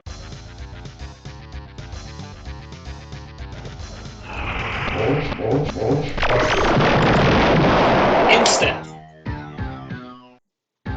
Yeah, we could just annihilate them now. Alright, let's go through the portal. Now, okay, quasi-space portals in this game are just kind of like a one-way thing. See, like, watch. Oh! Message from translation computer. Incoming transmission from the ores. Little progress has been made in furthering the capability of this computer to translate the ores language. Because of the unorthodox composition of the ores language, this translation includes many lingual best fits. For clarity, these best fits are denoted by asterisk pairs. Overall accuracy of translation, unknown. Translation begins. Hello. We are happy to squirt sometime. This is a fun time. You found ores in our slippery place. Certainly you are silly cows. Now we must spit. Are you spitting? And that's kind of an interesting way to do it. Like actually having like a computer voice come in. What are you ores doing here? Other places too much hurt. So ores slipped here. Here it is smooth and bright and no one hurt. But now this is not our house. Ores will go back to Sad Town. Later we will have parties. So the sad, lonely bubbles will make more special sauce. Be happy. It is dead. What? Who's the voice actor? So I will spit slower. I don't think it's anyone special. For extra fun, you must play the game. Isn't not Sheen? And quick babies play. You know the quick babies. They are always jumping in front. No fun. I know Arilu are quick babies. Our warp bubble dropped us in true space. How did you get here? We slid from outside to inside. You are lonely bubbles. You cannot slide like oars, but you can be connected. All campers can be connected. This is soon, but you are even more silly cows and almost even slippery. You are so many lonely, juicy bubbles. Where are the Supox? Where are Supox? Supox are not here. Oars are here. Where should Supox play? Above or below? We smelled the Supox again in the slippery place, but they are too sticky. It was Rumple. They tried to play, but they could not find the campground. It is Rumple. What happened to the Supox? Not enough juice. Supox are extra sick. Oars danced at the party. More juice, but not enough. Special sauce. Too much sadness for all. There was no fun. Now Supox are Crumple. No more smiley time. Do you agree? Are you saying you tried to rescue Supox? Are you saying you killed the Supox?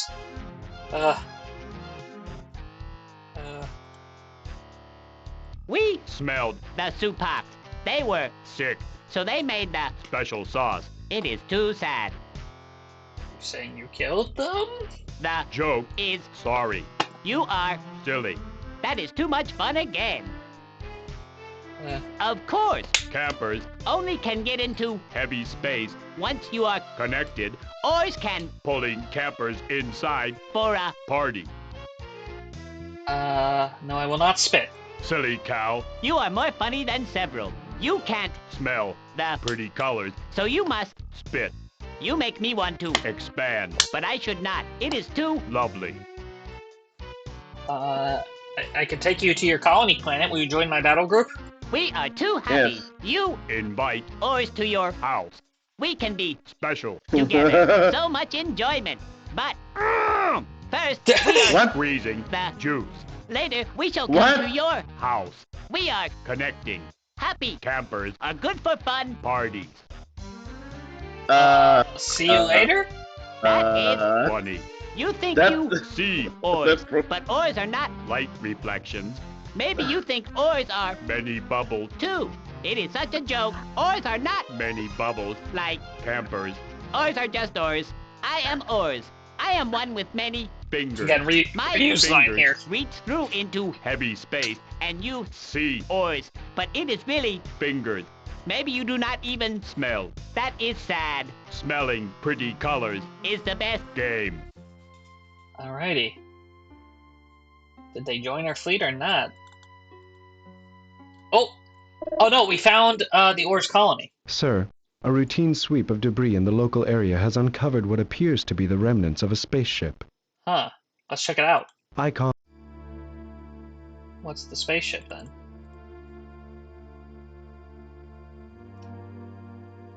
First, let me set up something real quick here in this, like, portal system. Oh! Captain, the debris is from a Supak ship. There are numerous entry holes burned into the hull fragments. It's clear that the Supak ship was utterly destroyed. We see no trace of survivors, or even Supak seeds. Wow. Yes, sir. So the Supak... Okay, the Supaks back home should supposedly be okay, but the Supaks colonists sounds like just didn't make it. Zake, or the Ors did something to them.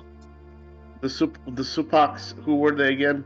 The plants, the Utlig's friends. They had a very minor role. Yeah, I remember. So the mom sounded plants. So someone killed them. Yeah, someone killed those. By the way, chat left after the Urquan, if you've noticed. I noticed. Oh my god. Alright, let's go talk to the Ors colony then here. Let me go see if there's... Oh, there's an anomaly on one of these planets. The Mycon, I can't do anything with the Mycon. Dak-tack, lack-tack. Dak-tack. Invert.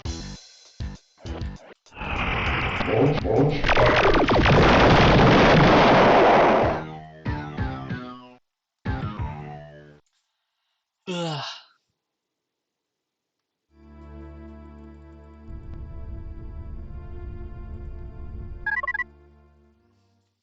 Hello to our house. Do you feel better yet? You are campers, and you will enjoy the change. But maybe not yet.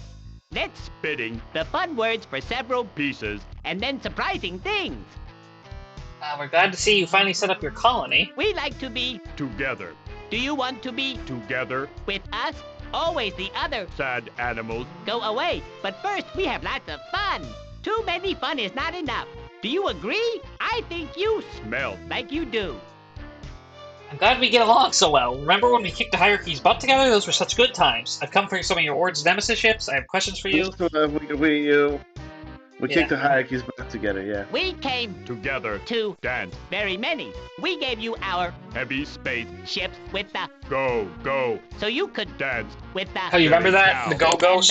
Yes. Go. Was going fastest to enter the ships of the other. It was too much happy time. We played with you at the Ta'alo playground. Are you remembering best? Ta'alo spread to the pretty place because Dinyari were chasing them. Then Dinyari were sleeping, so Oz can chase them. Then we had a party. They were even better campers than you. Do not feeling bad. You are good enough campers, but not yet. Come for some of your Or's Nemesis ships? Do you know? Oz can dance very well, since you are a happy camper, and Oz can give heavy space ships for dancing. Oz will give. Alright, tell me about your ship. Oz ships have the go. Do you know? These are best for letting go near heavy space planet bodies. Then go. Can going fastest to enter ships of the other. Then it is happy time. Alright, what do you think about the other races in the league? Campers are campers, but there is hiding silly cow out of many bubbles. It is not okay. Quick babies are too much trouble, and Cyrene are bad and silly cows. It is the case. Wait, the Cyrene? Why do they not like the Cyrene? The Quick Babies are the Aralu. Yes, you are anticipating about the Aralu. Quick babies. They are from outside. It is the same as Ors, but not. Ors are from below. Aralu are from above. Ors does not like Aralu. Aralu are too much trouble. We cannot have parties when Aralu always jumping in front. It makes Ors frumple so much. These are fat words.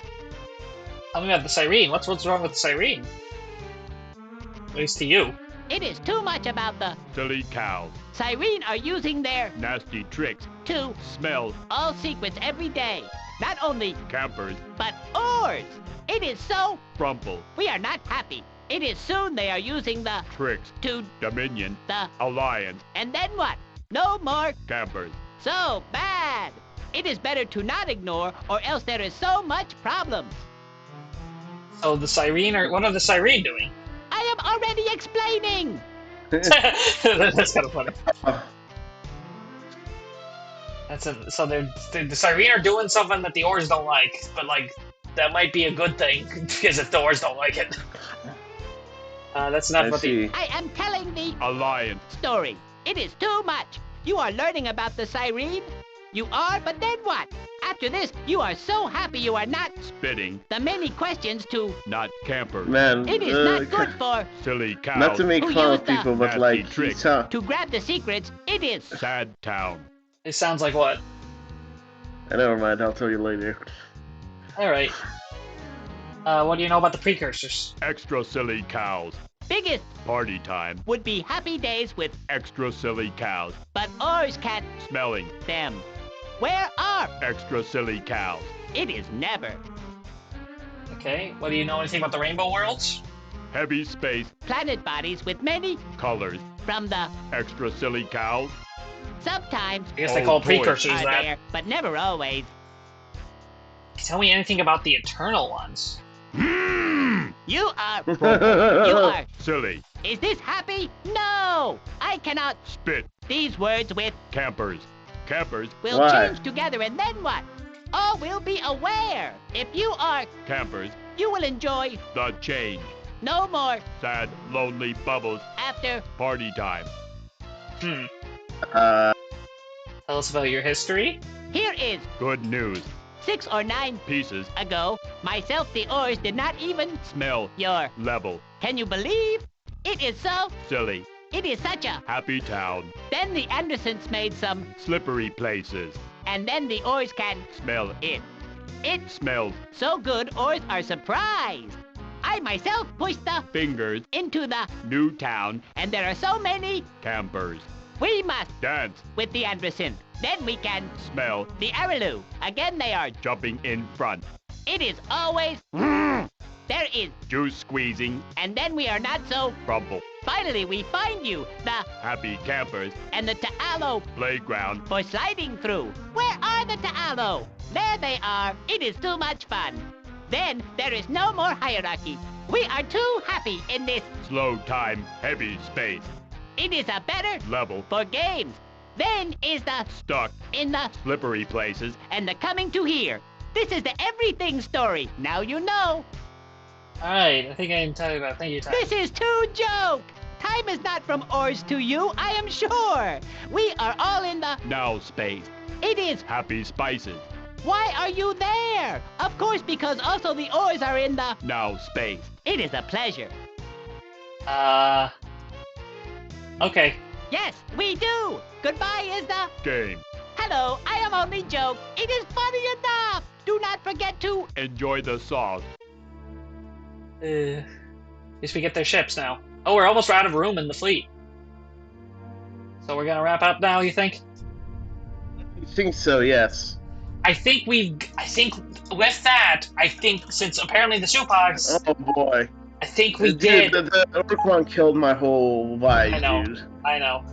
But the good thing... I told you not to listen to them. Like, I could have gone for long had we not fucking listened to the... Oof. Hello to our house. Do you feel better yet? You are campers. And you will enjoy the change. But maybe not yet. Let's spitting the fun words for several pieces. And then surprising things. Alright. Oh, we found like a Evan Hinge thing on the planet, I guess. Can you tell me about it? I am expanding. Oars must grab the old toy. Never for campers. But for Oars I am sure. All happy campers must come together for party time with friends. Old toy is for friends. Nope, I'm keeping it. You can tell your friends to find their own fins. Yeah, I found that artifact just on the planet. We're just there. Happy campers should not jump in front. There must be juice squeezing. And then we are not so... Crumple. Campers. Must be giving Hello, the... Jim. Old toys. Hey, it's Jim D. for other Hello. reasons. You are not even aware. So much pleasure is coming. You will realize. Reconsider is best. You are not forget. Ours can wait. Dancing. Is later, I am thinking. Is that the guy who's like streaming? I don't know. Jim D? He did not like that I did not give him that artifact. Just to be clear, do you have any proof of your accusations against Cyrene? The oars, Smell. the siren, Nasty trick. too much. But Campers. can't. Smell. So the oars, Spit. the... Sick colors. You gotta the keep siren world to peace. Campers. so are aware of their secret. I am clear. Do not ignore or it is bad. Yeah, we knew that part. Yes, we do. We knew about the whole the other dimensional being. There's not many people on the colony. I mean, people. Fingers, I should say.